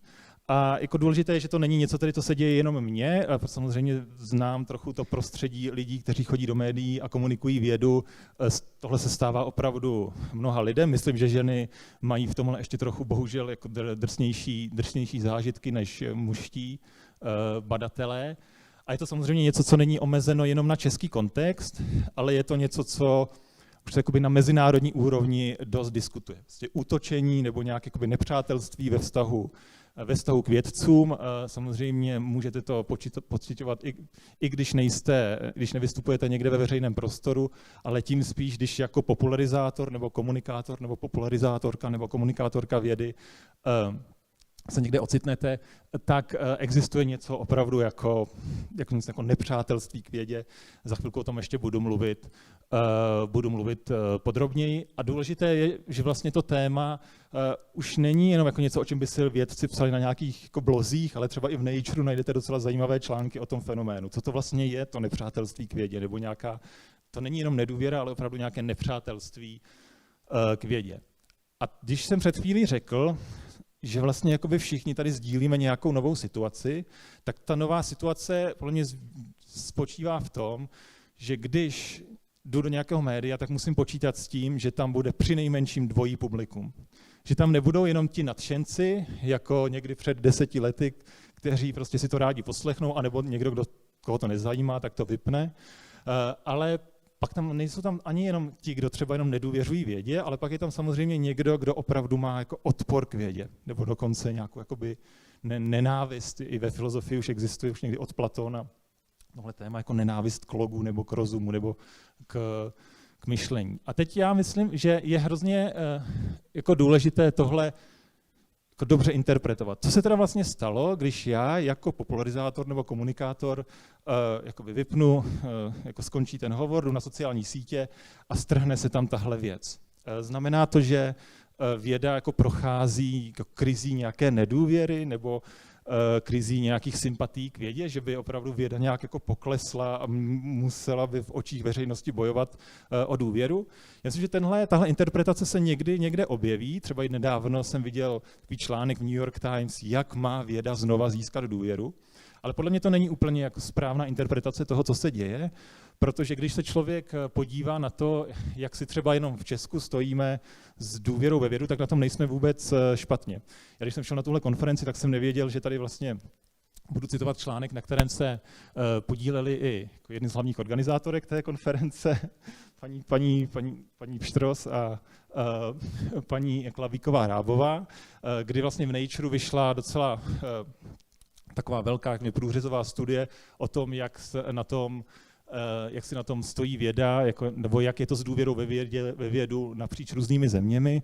A v Česku jsme jako neskončili špatně, když se hodnotilo od 1 do 5, tak průměrně u nás vyšlo asi 3,44. Nejlepší byl Egypt. Mě se jako docela zajímal nějaký jako sociolog, který vysvětlil, čím to je, že v Egyptě mají největší důvěru ve vědce, níže byla Albánie, ale hodně zajímavý je třeba jako výsledek ze Spojených států, které byly, pokud jde o důvěru ve vědu, ještě nad námi. A teďka dokonce se objevila nová data v Pew Research Center, což je takový docela prestižní fact tank, který publikuje data nejenom o americké společnosti. A já jsem byl hodně zvědavý, jak to bude s důvěrou ve vědu v Americe po tomhle prvním roce administrativy Donalda Trumpa, která je vyhlášena svými útoky na vědu. A naopak ta věda, jako tam bylo takové zakolísání, pokud jde o důvěru ve vědu v letech 2021, 22, 23, samozřejmě dáno nějak jako by covidovým nebo těsně post-covidovým obdobím, ale ta důvěra znova vlastně roste zpátky. Takže vlastně ten problém, když jako přemýšlím o tom, co se děje, když lidé opravdu docela intenzivně jako bojují proti vědě nebo vyjadřují se proti vědcům a vědkyním, takže to není jakoby symptomem nějaké jako nedůvěry, protože podle mě jsou tohle pořád dobrá čísla a i ve Spojených státech, kde se samozřejmě ta věda je nějak pod tlakem těch politických institucí nebo státních institucí aktuálně, tak vlastně má docela vysokou důvěru. Takže já tu věc chápu tak, že to, na co musí myslet i popularizátoři nebo komunikátoři, popularizátorky, komunikátorky vědy je, že nemáme vlastně více nedůvěry, ale že se nějak změnila povaha té nedůvěry, nebo vlastně jde o nějakou jako spíš proměnu v té jako podstatě té nedůvěry, než v tom, že by ta nedůvěra nějak zvlášť narůstala. A samozřejmě to nějak souvisí s tím, co by dobře mohli pojmenovat třeba politologové nebo odborníci na politickou filozofii, že vlastně není to jenom tak, že by existovala něco jako nedůvěra ve vědu, ale že vlastně nějaký odpor k vědě, že by to teda někdo měl takovýhle, řekněme, psychologický postoj, ale že se to stává jakoby součástí něčí identity. Samozřejmě je to něco, co si jako vzali za své hlavně nějaké, řekněme, populistická nebo krajně pravicová hnutí, že vlastně součástí jejich politického programu nebo součástí jejich politické identity je útočení na vědu a je to něco, co se samozřejmě asi promítá i do postojů těch lidí, že nejde jen o to, že by té vědě nevěřili nebo nevěřili tomu, co vědec říká, ale mají přímo skoro jakoby nějaký nepřátelský nebo takový hostilní vztah přímo k té postavě toho vědce. A to mám dojem, že je to nové. Ne, že by narůstala nějaká nedůvěra ve vědu, ale že se změnila nějak její substance. Že vědec, sama postava vědce, se jako stává jako předmětem nějakého nepřátelství. A mně vlastně z toho plyne taková jakoby věta, já jsem nevěděl, jak ji mám správně formulovat, hodně jsem přemýšlel nad tím modálním slovesem, že komunikace vědy, ať už se člověk věnuje sopkám, nebo těm ptákům, nebo vesmíru, tak vlastně by nemusela být jenom komunikací toho svého tématu, ale zároveň, že člověk může myslet na to, že jde o nějakou obhajobu vědy vůbec. Že vlastně tam nestojím, když jenom jako za ten svůj obor nebo za to svoje téma, ale když vlastně se stoupnu na to pódium nebo jdu do toho média, tak vlastně nějak reprezentuju tu vědu vůbec a že vlastně v té dnešní situaci nejde jenom tu vědu jako reprezentovat, ale nějaký jakoby obhajovat. Já asi bych, když měl něco podtrhnout, tak bych tam dal to asi jako nejdrsnější má být, že možná ten popularizátor by dneska mohl mít i tendenci jako oslovit i toho člověka na té druhé straně barikády. A ten můj zbytek té přednášky bude o nějakých, budou to takové víceméně praktické rady o tom, co by člověk mohl dělat a nemusíme, jako, když vlastně chceme pochopit ten fenomén toho útočení nebo toho nepřátelství k vědě, tak vlastně nemusíme úplně stavět na zelené louce, protože samozřejmě existují už jakoby skvělé knihy o nějaké hostilitě k vědcům nebo k výzkumu. Mě to napadlo, když jsem měl i rozhovor s Pavlou Hubálkovou, jsme si jednou povídali pro salon práva, za co moc děkuju, že vlastně, když někdo útočí na vědu nebo na vědce, tak by si měl dát pozor, protože se stane předmětem zájmu toho vědců, oni ho začnou zkoumat. Takže o něm začnou psát knihy, nyní opravdu tady to je taková jakoby velká klasika od Richarda Hofstadtera o nepřátelství k vědě, ale dneska máte opravdu v rámci sociologie vědy opravdu jako velké specialisty na nepřátelství k vědě. Takže to je taková jako věc, s kterou ty nepřátelé musí počítat, že je začneme klasifikovat a dávat do tabulek a sbírat o nich data. A Richard Hofstadter, je to opravdu jako slavná kniha, bohužel neexistuje v češtině z 60. let, hlavně zaměřená teda na americký kontext, kde on se snažil nějak popsat různé typy vlastně nepřátelství k intelektuálům nebo k vědění vůbec, ale je to něco, co samozřejmě člověk může přenést i do toho mimoamerického kontextu, když chce nějak vlastně porozumět tomu jako nepřátelskému publiku a chce s ním začít nějak komunikovat. A já jsem se teda zaměřil tady na takové dvě podskupiny nějakého vlastně řekněme, polemizování nebo nějakého takového nepřátelštějšího postoje k vědě. A ten první podtyp je takzvaný jako antiracionalismus. To znamená nějaké obviňování vědců z toho, že jsou zastánci nějakého toho kultu rozumu, takže jsou to ti držitelé pravdy, kteří vlastně jakoby vyvrací ty jakoby hloupé názory těch obyčejných lidí a že jim diktují, co si mají myslet. Tak to je takový jakoby ten antiracionalistický postoj v kostce. Já jsem si tady udělal takový print screen z jednoho článku, z takového menšího zpravodajského alternativního webu, kde ten autor vlastně mluví o tom, proč se mu nelíbí, když někdo debankuje nebo vyvrací dezinformace třeba o vakcínách. Takže vlastně se tam objevují taková ta slova jako pravdoznalec nebo nevšední vyvolenost znát plnou pravdu. A že to jsou opravdu, ten článek pro mě byl nějakou jakoby reprezentací toho, jak někdo může tu vědu vnímat právě v perspektivě takového toho jako antiracionalismu. Ty vědci to jsou ti, co si jako hrají na ty znalce pravdy. A moje taková jako možná jakoby návrh, jak tohle člověk může nějak jakoby zjemňovat, tohle podle mě jako evidentně neúplně dobře podložené přesvědčení je, že věda jakoby není záležitostí sdělování nějakých pravd. Já mám hodně rád postoj tady toho badatele Jacoba Stegengy, který je vlastně filozofem vědy, vydal i docela zajímavou, i dost zajímavou knihu v Oxfordu, Medical Nihilism, má takový trochu drsný název, ale ten nihilism má signalizovat, že jakoby věda by neměla být vnímána jako v takovém tom nadšenecké perspektivě, že jsme ti, co tady jako objevují tu pravdu, že by věda měla být v tomhle sebechápání skromnější. A podle mě třeba průběžně člověk může upozorňovat na to, co říká ten Steginga, že třeba jako vědecký pokrok není jako hromadění nějakých pravd, ale spíše nějaké sbírání důvodů nebo podkladů nebo nějaké evidence pro nějakou hypotézu. Že vlastně ten příběh vědy, když se někdy jako použiju tady ten slogan, není příběhem jakoby získávání větší a větší pravdy, ale spíš vlastně sbírání nějakých důvodů nebo nějaké evidence pro to, co tvrdíme. A ta evidence někdy může vyvracet nějakou hypotézu, někdy ji může potvrzovat, někdy té evidence máme víc, někdy míň. A tohle by vlastně ty vědci mohli říkat často. Jako my neříkáme nějaké absolutní pravdy, my říkáme nějaká tvrzení, pro které máme ty a ty důvody. Tečka. Ono to zní velmi samozřejmě, ale evidentně jakby velká část publika takhle vědu nevnímá a je to něco, co člověk může zdůrazňovat. Já to můžu jako vztáhnout k nějakému svému příkladu. Tohle asi všichni znáte, to je taková velká kauza týkající se jednoho vlastně takového nenávistného projevu ve formě AI obrázku, který se objevil přímo v centru Prahy.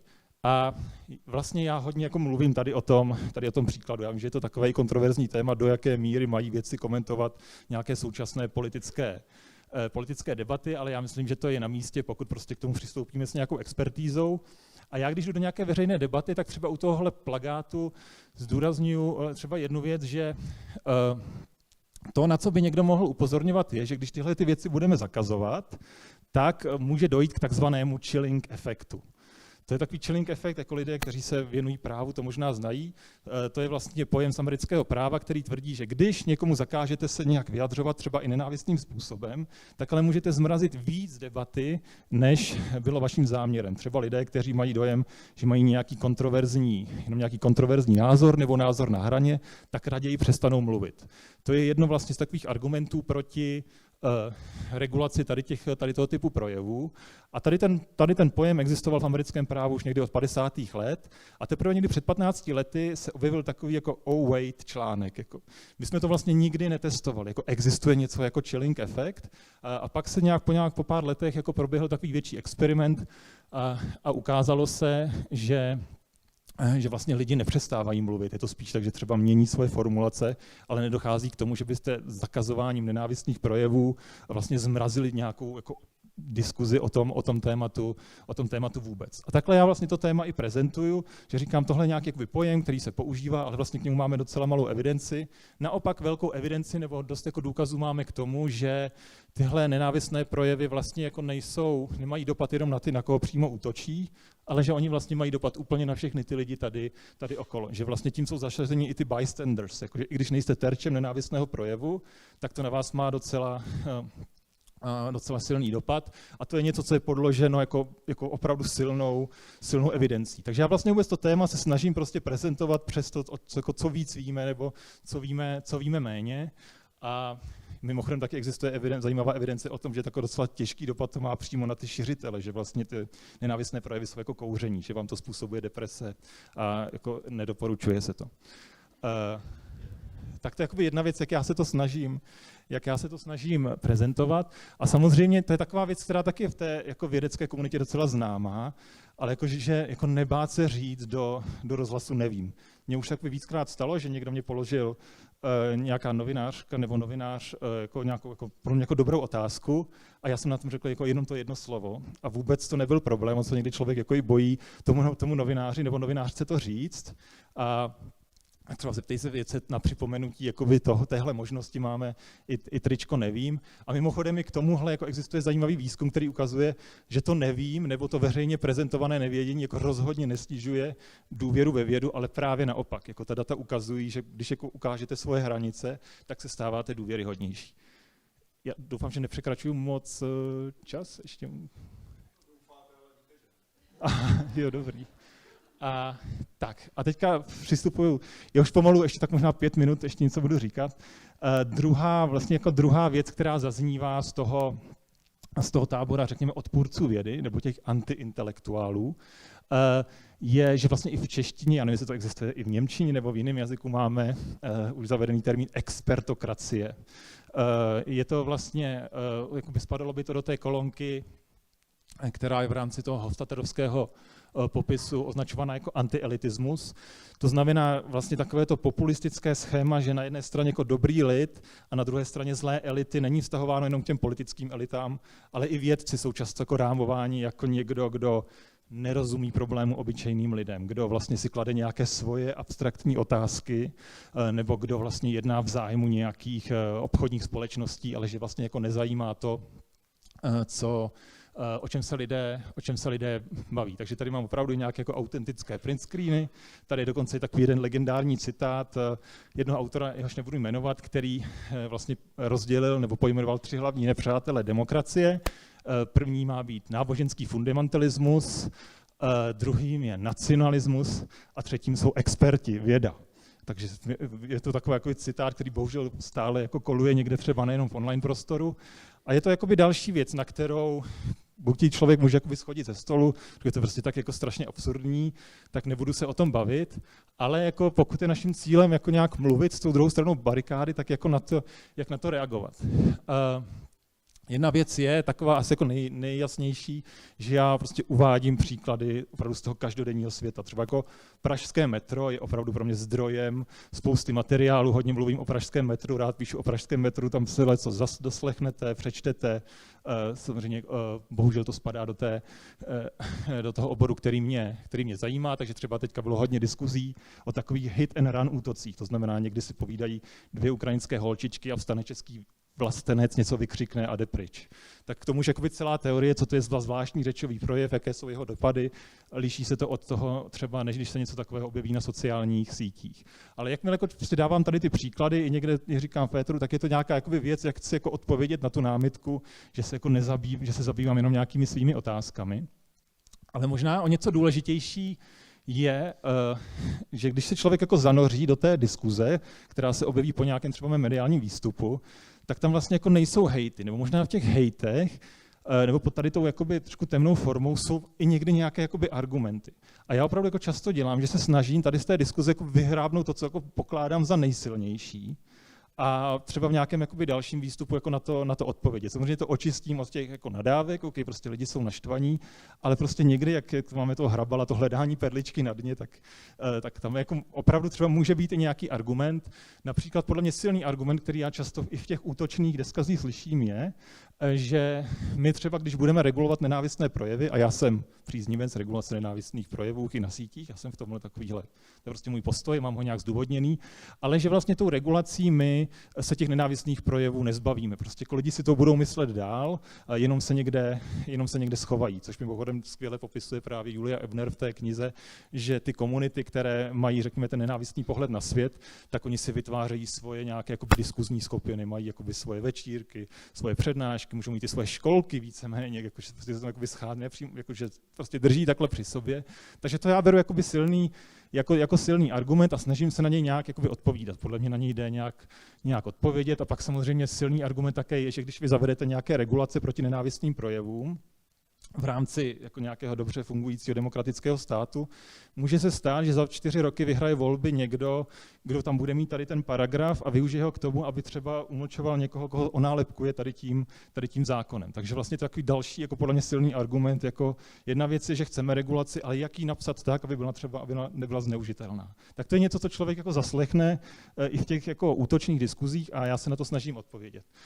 Takže můj message je třeba takový, když můžu dát nějaké rady, že prostě můžeme mluvit o pravdě, ať jsme vulkanolog, nebo ať se zabýváme ptáky, nebo jak to vlastně je, jak jsme držitelé pravdy, rozhodně nejsme.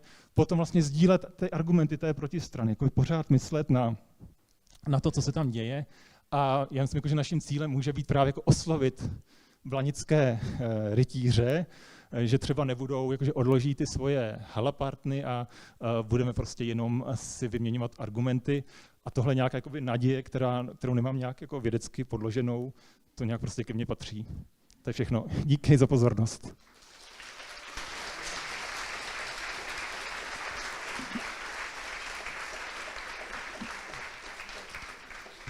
Končíme nadějí, to je od vás hezké. Co nám jiného zbývá?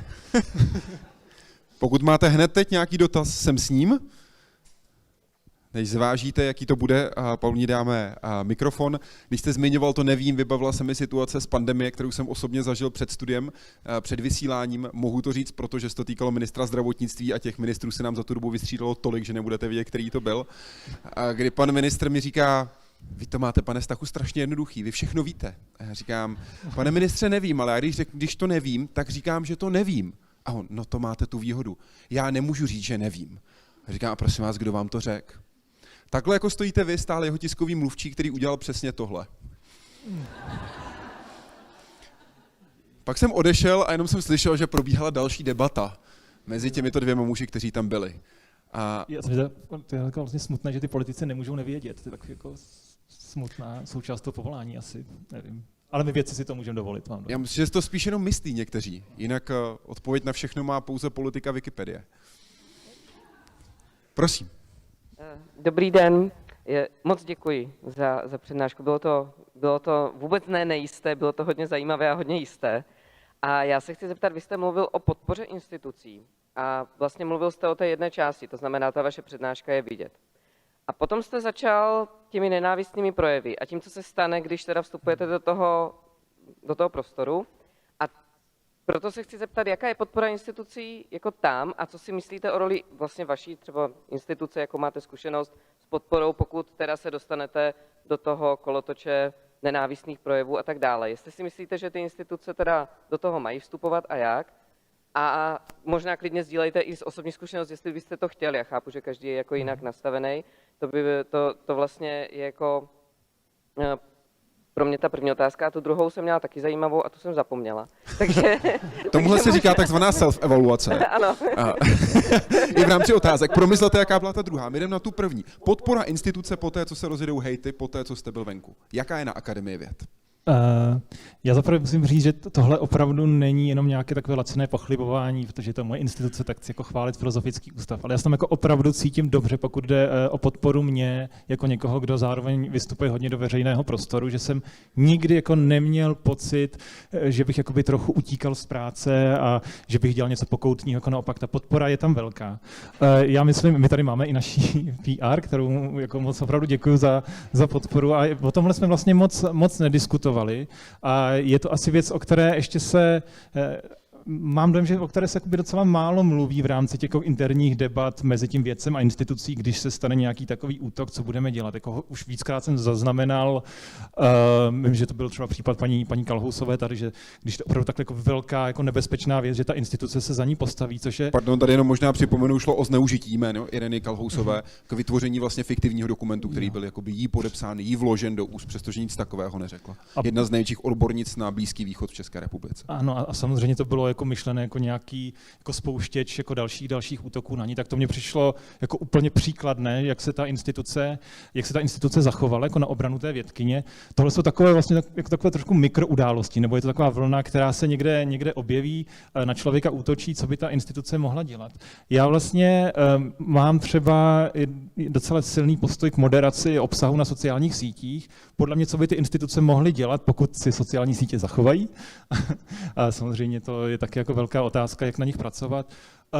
Opravdu jako moderovat ty debaty a jako třeba mazat některé ty příspěvky, které jsou útočné. Mně se hodně líbí přístup, který má Petr Jančárek, to je podle mě jako velký odborník na dezinformace, konspirační teorie, který pracuje pro seznam Zprávy a věnuje se tam právě moderaci obsahu a doufám, že teďka špatně nebudu interpretovat ten jejich přístup, ale že oni se hodně starají o začátky těch debat. Když vlastně jakoby přijdete do debaty, která už je od začátku rozjetá nenávistně, tak vám nedělá velký problém, pokud už máte nějaký nepřátelský postoj, tam vložit jakoby ten další hejt. Je to stejné, jako když přijdete ke zdi, která už je černá, tak jako hodit na ní to bahno jako není úplně problém. Ale když se budete starat o začátky těch debat, kde opravdu prostě smažíte jenom ty čisté útoky a nadávky, tak oni, už to se taky ukazuje v průzkumech, opravdu ti útočníci docela váhají, jestli tam mají něco takového vepsat. Takže tohle je taková možná až příliš málo filozofická, ale dost jako praktická rada, že jako starat se o ty začátky, které opravdu jako dají dynamiku celé té diskuzi a podle mě pak ušetříte toho vědce nebo tu vědkyni jako různého čtení, které třeba, já už jsem jako omlácený, ale podle mě to takhle tím způsobem čistit není rozhodně špatný nápad.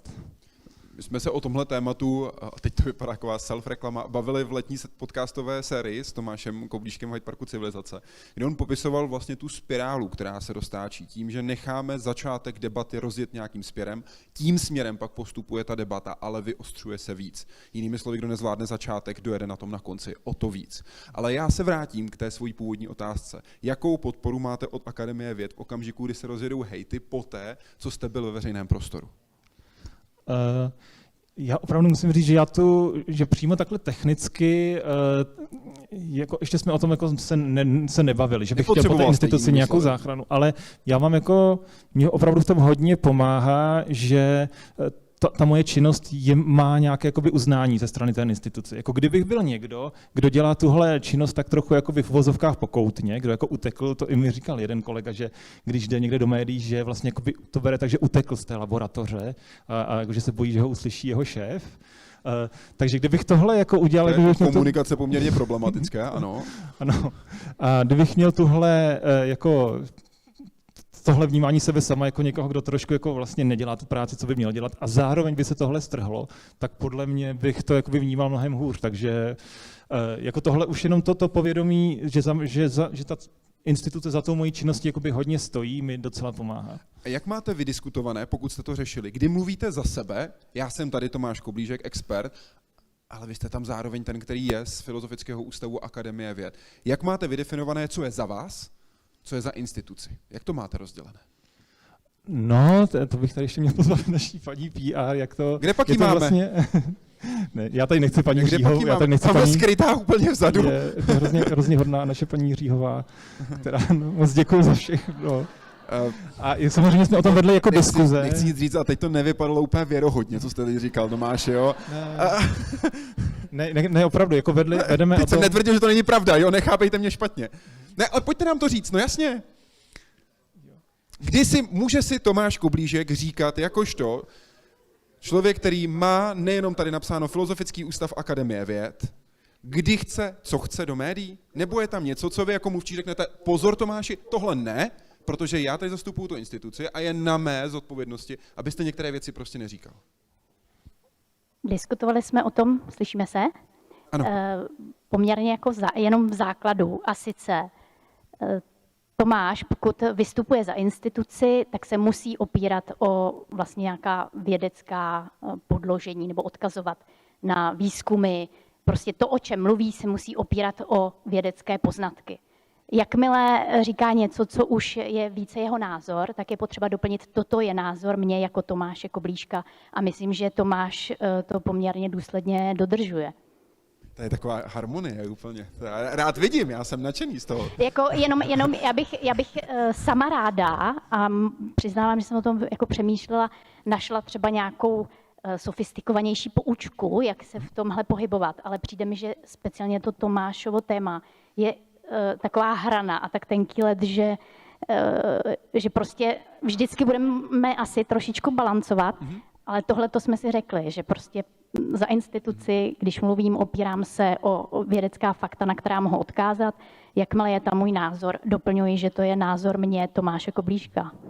V okamžiku, kdy bude chtít Tomáš Koblížek mluvit o financování vědy v České republice, má ze strany instituce nějaké omezení? Tak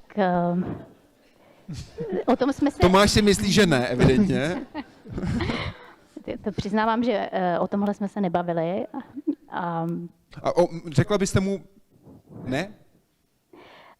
No, já si přiznám, že já nejsem ten úplně, kdo o tom rozhoduje, že já se samozřejmě musím opírat i o... Jdete čistě o to, jestli máte nastavenou tu hranici, co může říkat ve jménu instituce, a to ne. Kde už prostě řeknete, tohle není, tohle above your pay grade, tohle už nejde za tebou, nebo za vámi, já nevím, pardon, jestli tykáte nebo vykáte. No ano, máme nastaveno směrnicí, že může se vyjadřovat k tomu, co spadá do sféry jeho badatelské činnosti. To, co už se týká nějakého provozu instituce nebo otázek na vedení, na případně nějaké problémy, kdyby vznikly nějaký jako krizovou komunikaci a podobně, tak to už je samozřejmě otázka, která potom jde od nejvyšších míst, od vedení přes PR. Takže k tomu by se vyjadřovat neměl.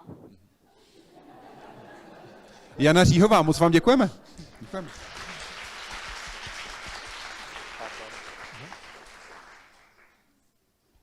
Jste s tím v pohodě? Jo, dobrý, a se omlouvám, že jsme vás takhle vtáhli. Naopak, my potřebujeme mluvčí, kteří jsou schopni reagovat. To je součást té práce. Díky vám, že se zapojila. Tady máme další dotaz. Já pak přiznám, posunu ještě za vámi. Pardon, mluvám se. Dobrý den, děkuji za zajímavou přednášku. Mě by jenom zajímalo, když jste tady zmínil, že se rozjede potenciálně nějaká jako nepříjemná debata, nějaký jako ty hejty, že je dobrý to jako utlumit na začátku. Teď se jako může stát, když to člověk jako nestihne, nebo mu to propásne, nebo se to prostě rozjede. Co vám přijde lepší? Nechat to tak jakože vyhnít, když to tak řeknu, vůbec do toho nevstupovat, oni se nějak jako vybouří, a nebo do toho vstupovat a začít je přesvědčovat. Já osobně třeba mám pak jako strach, aby jsme ještě víc nepodnítili jako ještě k dalšímu, že v podstatě to jako chtějí, ale co je váš podložený Jinými slovy, jestli krmit troly teda. Tak, ano. Nemusíte úplně trolové, prostě já krmit tady, tu nenávistnou diskuzi. Já tady můžu říct takový jako přímo zážitek, nebude to prostě nějaká moje nějaká filozofická vize, ale prostě to, co jsem, jako, jak jsem to vnímal, jak jsem to zažil, že já právě docela často vystupuji na Vltavě, nebo tam dokonce mám takhle vyhrazeno 5 minut měsíčně, že tam můžu filozofovat, tak tam právě dost jako filozofuju tady o těch věcech, a tak si to strašně vážím, protože ono to ještě jako ranní úvaha, takže jako lidi si prostě dávají ten croissant na kávu a já do toho mluvím o nejnovějších prostě poznacích ohledně prostě nějakého toxického jazyka. Bavíme se o Českém rozhlasu Vltava, není to, že stojíte u břehu jednou za 5, to je jednou měsíčně 5 minut. Že smlouvu s Vltavou jako s řekou ještě nemám. A tam právě oni někdy třeba si dali si nějaký citát jako z toho mé úvahy na sociální sítě, který se nějak týkal svobody slova, což je samozřejmě hrozně jako důležité pro tu stanici, která se věnuje kultuře a umění. A něco se tam právě zase jako strhlo, protože je to takové polarizační téma. A co si pamatuju, že mě hrozně pomohlo, je, že tam přímo jakoby ve jménu té jakoby Vltavy se někdo ozval. Možná dokonce i 2krát tam něco jako napsali, že vy tady na něco nadáváte, ale přečtěte si jakoby text od pana Koblížka, tam vám na tu otázku odpovídá, a že třeba jako tenhle ten typ vstupu, i jako, že tam nebyl jako jenom to jméno, ale že třeba ta stanice, to já vlastně vidím docela málo, že by jako přímo v té diskuzi vystoupila ta stanice, si pamatuju, že to pro mě bylo takový docela ulehčení. Tak to je jako něco, co člověk může udělat, jako vstoupit jako instituce i do těch debat, což je docela podle mě málo děje, že instituce je ten, kdo postuje, ale to, co se pak děje v tom undergroundu, tak tam už moc jako nechodí, což jako chápu. Takže třeba taková jako mini praktická rada. Odpoví instituce a podepíše se ten, kdo odpovídá? Se tam podepsala jenom ta instituce, což mě přišlo právě jako silný docela. I would like to, if I may, Christina, if you could join us for a bit, because we are talking about institutions and the institutional support to scientists who go public and then receive, let's say, not always constructive feedback. Let's call it in the way, like blaničtí rytíři did. I would love to know what's the support for the scientists from Max Planck Institute. How do you deal with this? Yeah. SciComm Hub, it's called. Sorry. No, nice. So it's very good that you took the point from the Czech Republic. I made a mistake. It's SciComm support. So SciComm support. I read this now. And there you can go to. You can call them. This is a 24/7 hotline, and they offer you different support from communicators, from psychologists, and also from lawyers. So it's financed by Wissenschaft im Dialog, and this is again financed by Max Planck and all the other research institutions in Germany. And this is the first point of contact to help scientists. And it's very important to know, yes, and we also use legal expertise. I would then say, first lesson, always don't feed the troll. So our president is very relaxed. So he made a post and said to me, okay, Ms. Beck, I think there will be a lot of offense. Just let it go. Don't watch it. So, because he knows there is a specific group. But we also trained our PR officers at the institutes. So the first lesson is when there is a scientist under attack, that he should not use the social media channel anymore, because there are often very personal attacks. So we had really an example from a young research woman with a topic, and then, wow, it was really hard, all this hate speech. So we say, so don't watch on your social media channel. We will do this for you, our PR officers, and then we also we make screenshots and so on, and get in contact with our lawyer to ask, okay, is there something we can also go to court for? And we are sure this is also something, we know this from our politicians, that it's very important to offenses also with legal measures. Really, it's really important. If you could give when us... I would just make one point. Sorry, I gave a talk to young journalists, and they told me, okay, so you attacked scientists? Oh, wow. We are attacked always as journalists. And we know this from politicians on the local level. They are also really hard attacked. So be sure that we as scientists, at the end, are a minor group which is less attacked than journalists and politicians now in this world. But I'm really sure one has to go forward with legal measures. And I do not know if you follow this. We have the SciComm support, but we also have hate aid. It's the same. You can also go there. And there are a lot of politicians, and I think Renate Künast from the Green Party was the first one. She goes to all instances so that at the end, the court says, no, this is not okay. These are personal attacks, personal hate speech, and so the people, wurden bestraft, oh God. Get sanctions, get sanctions. And it's interesting, both the heads of these hate aid, in December there was an order in the United States that they are not allowed to travel to the United States. So you see there is a bigger picture here. It's from the Trump administration. And it goes to these two people because they force the platform to cancel all this shit, to cancel people, to go for sanctions. And the Trump administration is not fine with this. So this is, again, we should get the bigger picture. Is this more? Now we are on a political level here. What you have mentioned is very important. Sorry for the interruption. I wanted to ask about how often is this system used by scientists? How often do they reach to get the support? Mm-hmm.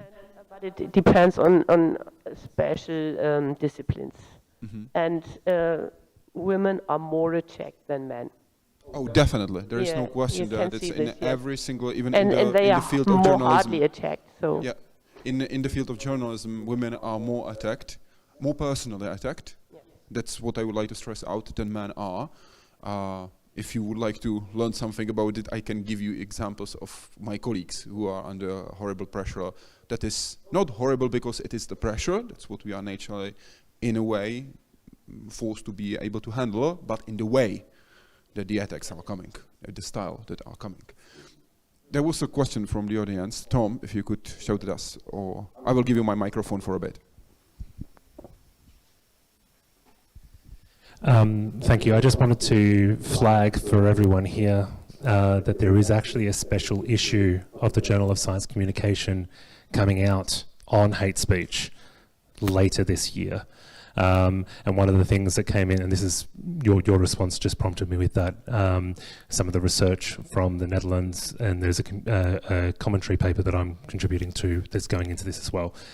So I wanted to make sure that people were aware that this is something that JCOM is specifically looking at, and it is also something that PCST, the European-centric but global science communication society or association, is looking at seeing whether or not we can create a global living resource for scientists to know about where these resources are for help, because it's not the same everywhere. That your example in Germany is one of the best that we found in Europe. Yeah, and so I wanted to know whether or not this is something that is just Max Planck, or is it otherwhere else? report is for all scientists in Germany, no problem. Everyone can attach to it. Yeah. Just a little bit finance bias. We will have more questions from the audience. Okay, I will move. Keep the floor. I'm back in a minute. So we can talk about the important issues that you are facing. Then I would like to talk about the preparation of scientists before they go public. Please, Barbara. Thank you very much. Já mám otázku na Tomáše. Já jsem se chtěla vrátit ještě k tomu, co jste říkal o tom elitarismu a expertismu. Mě hrozně zaujalo to, že jste říkal, že jak se ta druhá strana, ty blatničtí rytíři, že mají vlastní přednášky. Mě by hrozně zajímalo, jestli byste mohli jenom v krátkosti říct, jako jestli používají vlastně stejné metody a stejné techniky, jako používáme jako my ve vědě, a používají akorát prostě argumenty založené na takzvaných jako nefaktech, protože já jsem zaznamenala, že oni se hrozně rádi opírají taky o nějaké jako vědecké studie v zásadě. Že vždycky napíšou, že doktor ten a ten. Takže vlastně mě jako fascinuje to dilema toho, že se na jednu stranu odkazují na někoho, kdo je jakoby expert, ale zároveň vlastně brojí proti tomu expertismu. Tak jestli byste jenom mohl krátce komentovat na tohle téma. Jo, já bych tady o tom mohl mluvit přesně dalších 25 minut, protože vlastně to bylo i trochu moje téma, když jsem se dostal na tu konferenci v Oxfordu, jak to s tím antiintelektualismem je, hlavně teda ve vztahu k filozofii. Ale já myslím, že jste to jako docela dobře naznačila nebo pojmenovala, že ono to vlastně už nefunguje to schémátko jenom tak, že na jedné straně bychom byli my, jakoby obyčejní lidé, nebo když to vezmu prostě takový ten populistický pohled na věc, a na druhé straně ty zlé elity. A já právě na té konferenci jsem se snažil ještě razit pojem jako paraintelektualismus, že vlastně se ještě jako viděl teďka takový... Komunikaci vědy strašný termín. Já právě bych ho jinak jako nepoužil, jenom protože odpoužívám tady na tu otázku, ale jde o to, že vlastně ti lidé, kteří mají, teď přeložím teďka trošku do češtiny, že ti lidé, kteří mají třeba odpor k vědě, tak ale zároveň v té komunitě už vlastně jako tam začali se objevovat nějací jakoby paralelní vědci, nebo že oni mají své nějaké paralelní konference, nějaká své jako paralelní data, která jsou podle mě docela jsou dost problematická. Takže oni vlastně už nemají jen takový ten čistě antiintelektuální postoj, oni spíš mají ten, řekněme, trošku jakoby hostilní postoj k těm oficiálním vědeckým institucím, k akademiím věd, k CNRS třeba ve Francii, ale zároveň už tam vzniká nějaká komunita takových jako rebelských vědců, kteří právě mají svoje nějaké speciální konference a už je to takový jako trochu svět pro sebe. Takže jako není to jenom otázka nějakého antiintelektualismu, ale že opravdu i v rámci těch komunit vznikají nějací jako takový paravědci. To para znamená, že jsou jako trošku jako vedle té oficiální, řekněme, té oficiální akademického světa. Vytvoření paralelního vesmíru se vším všudy, co k němu může a nemusí ale patřit. Christina, if I could follow up with what Tomáš was talking about just a couple minutes ago about the participation in the public communication and the support of the institution. You mentioned what are the possibilities thanks to Max Planck for the scientists who go public with what is happening afterwards. I would like to know what are the things that you do before they go public. How does Max Planck prepare the scientists before an interview? We are highly decentral. This is what I said at the beginning. Yeah. So this means it depends a little bit on the PR officer. We have a communication guideline for our PR officers to advise their scientists how to prepare before an interview. But to be honest, it depends only for specific disciplines. So if you are talking, as you said, about bird migration, no problem. If you are talking about black holes, no problem. So there's a minor part of scientists, and for example, I had a long discussion with our young scientists at our Max Planck Institute for multidisciplinary and multi-religious societies. Do not know why such a name. So they do studies about migrants. And in this, on the peak of this debate in 2015, 2016, when so many migrants flew to Germany, they had really a problem. You know, a lot of a lot of newspapers in Germany stopped their commentaries because it was full with negative and hateful commentaries regarding migrants. And the young scientists said, yes, we have fears to go to the public with our results. And so if you are not very, Tej hroší kůže, that you are very able to defend and handle the situation. Then you should not do it. So because you're really exposed in this situation. So for this reason, in the most cases, there are senior scientists who who talk to the public. So our directors, Stephen Vatovich, is no problem. He will do this. And you need, for those young scientists to train them, you need a safe space. So just train them with small communities you know, communities who are open, communities where you can ask critical questions, but where you are not then attacked, so that they can train it a little bit more. So you have to go to this step by step. But at the end, it depends to be cool. Let's say it in this way. Yeah, be cool and say, okay. This can say because he is speaking in his or her name, or in the name of the institution. Oh, this is an interesting question. And I have looked through a lot of papers because I also searched, like you, is there any advice how to deal with this? And there is really an interesting paper, and I just looked for it in the last minutes. And I can really advise this to everyone here. It's from Jean Goodwin, Effective Because Ethical, Speech Act Theory as a Framework for Scientists' Communication. It's from 2018. I can really recommend it because it's very helpful to think about this. What is the role I speak in? So I'm speaking as an expert, fine. Then it's very important just to say, what is my know-how, what is what I knew, and where are the limits of my know-how? Then maybe the public asked for advice, then this is another role. Then I have to ask the public, okay, or the audience, the community, what are your problems? Where do you need advice? And then you're going more specific to their needs. And at the end of all these different roles, I think there are 3 other roles. There is the role of the advocate. And this is to say, okay, this is now very personal to me. So I'm a climate researcher, and I'm really convinced we have to do this or that, but it's my personal view. And if you stay very stick to these roles, I think then you are fine. And I find this paper really, really helpful, so I can really recommend it. Maybe you have to have time to look at it. But for me, it was a help to advise our scientists. Think about your role, and don't leave the role. Stick to your role. This is the article that you have just mentioned. Sorry, I have a look on your phone, so anybody can take a picture of it. So you can ask or make sure that you can understand it in great detail. I will give you the microphone. Give me just a second, please. Thank you. Blanca Collis, IUCB Prague.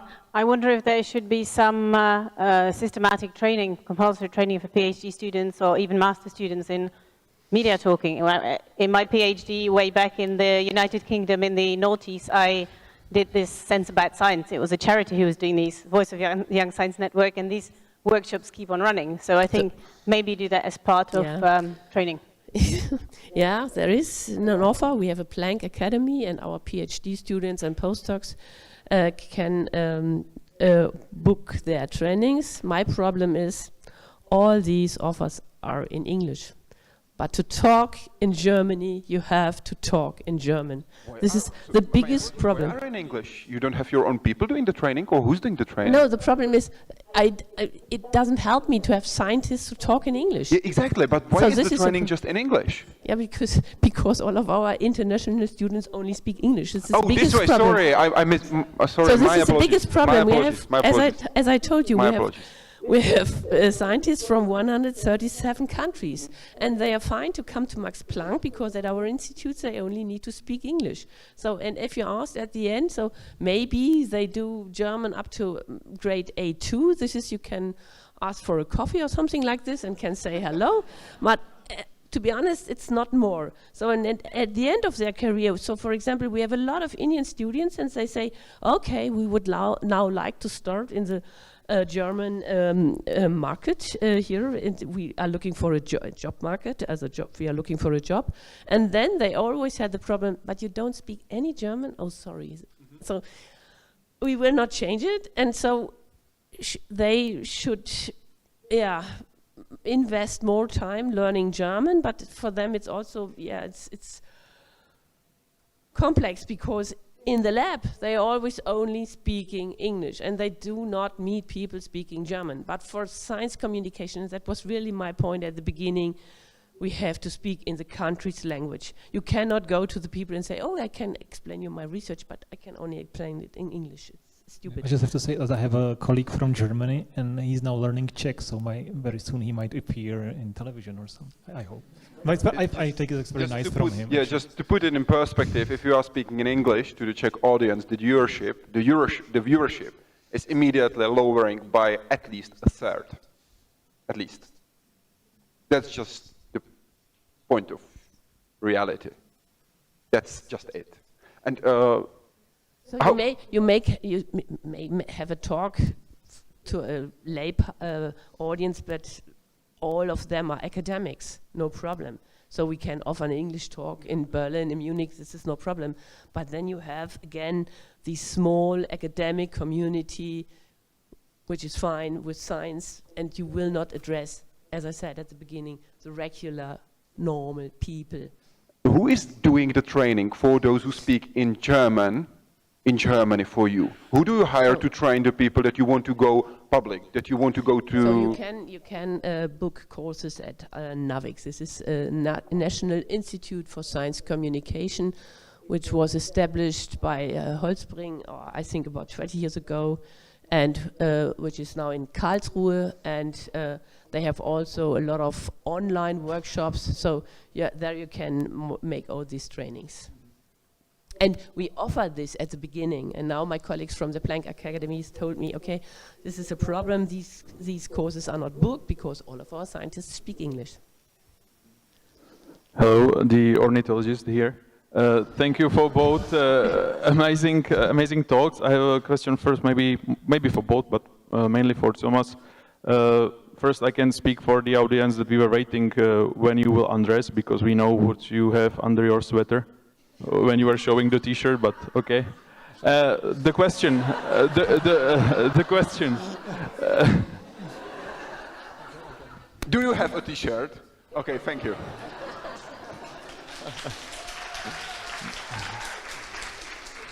I wanted to ask maybe both of you, what about the children, young adults? Do you feel, or do you, when you, for example, have talks with children at school and so on, do you feel that they have also these kind of projections of anti-intellectualism or something that they do not trust in science? Or do you feel that there is a turning point in some age episode, or I don't know, that they start to be not so trusting in science? Or maybe also with the hate speech, when you are presenting these topics to your children, do you feel that they are somehow not aggressive, but reacting a little bit, negatively to these topics, or they more like want to talk with you about it? It then may feel like a therapy when you talk about these topics with the children or so on. Yes, actually I go to schools quite often, and actually I don't know if my experience is quite representative, because I go to gymnasia. It's like really where you have the kids like really interest in more general topics. So I think I've never had an experience that somebody would have this like anti-intellectual approach. But my general impression is that that really like youngsters or teenagers, that this is not something like very cool among them to hold these views. I've never heard it from this type of community. Actually, I have a really interesting experience that I went to like a very religious school. That's really a school that is was established by a Catholic Church, and somebody might have a bias. Okay, so they might be like very, I don't know, traditional anti-science. So actually, I had like the longest discussion about the data and about the research was like for two hours, and so in general, I have the impression that really the young people, I think that the science is quite cool for lots of them, but this is just my impression. I don't know what. So that's my answer to it. I will be there in a minute. Thank you. Hi. Thank you for your talks, both. I have a question for both of you. I'm interested on the high school programs you have. On the Max Planck, you are making the brochures for topics that you are working on the institute. On the other hand, Thomas, you are doing lectures for high school students. My question is, how do you work on the curriculum on the high schools at Germany and in Czech Republic? Do you somehow work on the topics they are being taught, or do you make your own curriculum? I'm interested on your views on this topic. So you need a link to the curriculum. So because otherwise you do not have any chance to place it in the lessons. So the lessons are so full that our teachers tell us, okay, there must be a link to the curriculum. And therefore now, since the last 2 years, we have a teacher who supports or organizes this project. And she's very familiar with the curriculum. So we want to bring new research results into the school lessons. This is the goal for these Max brochures, Biomax, Geomax, TechMax, which were established by myself in the end of 1990s. These are my 3 children in communication, and I love them really, and I'm happy that we can go further with this. But you need this link. And if you do not have this link, then forget it. Then there's no chance to place it in the lessons. Yes, regarding my experience and the curriculum, sometimes I have impression that I have become the part of the curriculum because I'm coming back to some schools quite regularly. So I have like really become part of the education, it seems to me. And I would like to try to change it because it seems to me that there's like a huge interest about this topic among students, but actually this topic does not make a regular part of the what people would teach. But this is also something that is changing. So, for example, we as scientists, we have like these nice communities, well organized, like Psychom Hub or Zeptej se vědce. But I should say that also teachers from like different domains, they also like getting organized, and they sometimes they just send me email to how to compose the topic or how to work on the topic. So this is how I can answer that. There is something going on. And what is like the most interesting message about this is that when the people are really composing the curriculum, they want to talk to scientists. They want to have a feedback from somebody who really knows. And I think it's a really nice message that I see. Sorry? I just want to go back to the person who talked about, yes, he was about the children. So what we see for the last years in Germany is now that we have some, let's say, schools with problems with right-wing and fascism and so on, and there I think it will be difficult to place such a discussion. The other experience is that young students in high school are very experienced and very fine discussing with young researchers. So for example, in this topic social media and democracy, there we made also an event with our young research group leader, Philipp Lorenz Spreen, and this works wonderful. So because it's a little bit more on their level and they like it really very much. But regarding these high school, we must really say, okay, we get some problems in the eastern parts of our country. Please go ahead.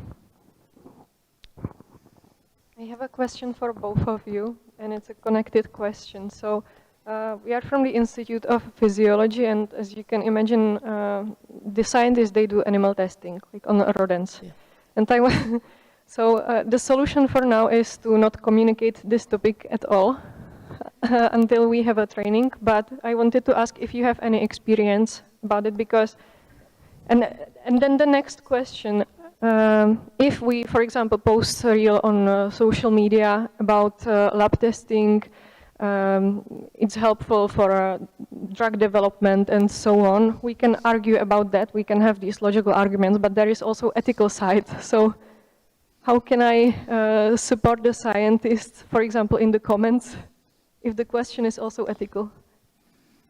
Yes, just a quick comment on this. I'm focusing also on a theory of disinformation and propaganda, and there is also one thing that you can do about disinformation is that you can think about the future. So what will happen after when this will happen? So there will be this type of disinformation, there will be this type of discussion, there will be this type of controversy, and I think when we are thinking about publishing some controversial material, you should do it when you are ready for this very different scenarios, because what is really important is to react quickly, really to set the discussion. So maybe my advice would be just to really think or to imagine the scenarios that might take place and be ready for it, and actually something good might happen, because you would receive perhaps some more or less aggressive feedback, but this might be also an occasion for to change the discussion, to bring in some new facts, etc. So yeah, that would be my practical advice. Animal testing, you are very well, you know this topic. Yeah. I watched you on a conference, it was in 2017, and you were talking about how to communicate animal testing to the general public. I think it was the biggest crisis we had in 2014. It was animal testing in our institute in Tübingen with apes, with monkeys, and there was a big campaigning via TV, and there was a research activist group, and they bring one of their group into our animal house, keeping house, and there we got wonderful pictures. So, sorry, a little bit sarcastic. And I think it was the most horrible weeks we had, really, in communication. There was so many hate pages, so many attacks. So it was really, wow. Afterwards, we started with crisis trainings, with crisis handbook, and so on. But what we learned, really, from this lesson is, so be more open, be more offensive in communicating animal testing. It's sure the best way. And you can, I know that researchers always, let it be, is this really necessary? You can start with very small steps. The first step is, to invite your own non-scientific staff to talk about what we are doing here at our institutes. This is the first step. Then the second step, invite your neighbors. So in most cases, our institutes are in neighbor to the university and so on, and show the animal keeping, show the scientists, show the research, then invite journalists. Again, show your animal house, show your animal keepers, talk with them. And then you should provide material for your own. Pictures, video clips, showing what's real in our animal house, what's the real reality in our labs. And at the end, maybe then you can also talk to the public. And we did this with our Max Planck Institute for Molecular Biomedicine in Münster. They were willing to make this pilot. And we trained all 3 research group leaders who gave a talk. And it was interesting to see. So what they learned, speak with more empathy about the animals, speak with more empathy about your research, and explain why people maybe would benefit from this research. So we had about 100 people in the audience. Before we started, I heard my research scientists, are there any activists? No, there was none activist. But also this would have been no problem. And afterwards, all the people, they know this institute, they are attached to this institute, but it's a lay audience. There's no scientists. They say, wow, it's great what you do. Why didn't you talk about it before? So, and now when you then have a case, then you have a community that will speak for you. And this is important. Then there will be people who go out and say, I've been in this institute, I saw the animal house, I talked to the researchers, I had a nice talk and I know what they are doing there. This is important, and the other way will not work. So if you come in a crisis, then you will have trouble, be sure. Be active in advance. Yes, be active in advance. The quote, and be prepared. So and tell the story and tell it with empathy. And this is what we trained. And this is why then the scientists were so convincing in their role. Says Christina Beck. Thank you very much indeed, Christina.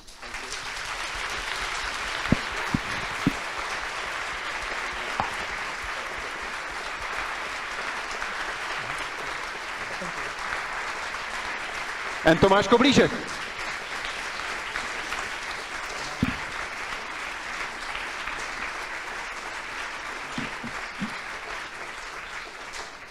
A teď je čas to rozehrát v dalším kole.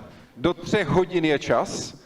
Nezmínil jsem důležitou věc, že ti, kteří uspějí, budou vylosováni v samotném závěru, získávají knihu podepsanou přímo od Tomáše Koblížka.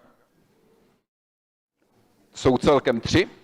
A troufám si tvrdit, že Tomáše přesvědčíte i na delší věnování než slovo nevím. Dobře využijte téhle příležitosti, všechno zaškrtněte, nezapomeňte vhodit do boxu, který je u registrace. Víte všichni, doufám, kam zamířit pro dnešní odpoledne. Christina Beck, Tomáš Koblížek tady budou, stejně jako další, se kterými se potkáte. Stejně tak doufám, že zůstanete i na podvečerní networking, tak abyste se seznámili s dalšími kolegyněmi a kolegy. A teď vám přeju, ať načerpáte tu pořádnou porci energie v rámci dnešního oběda. Tedy díky vám a dobrou chuť.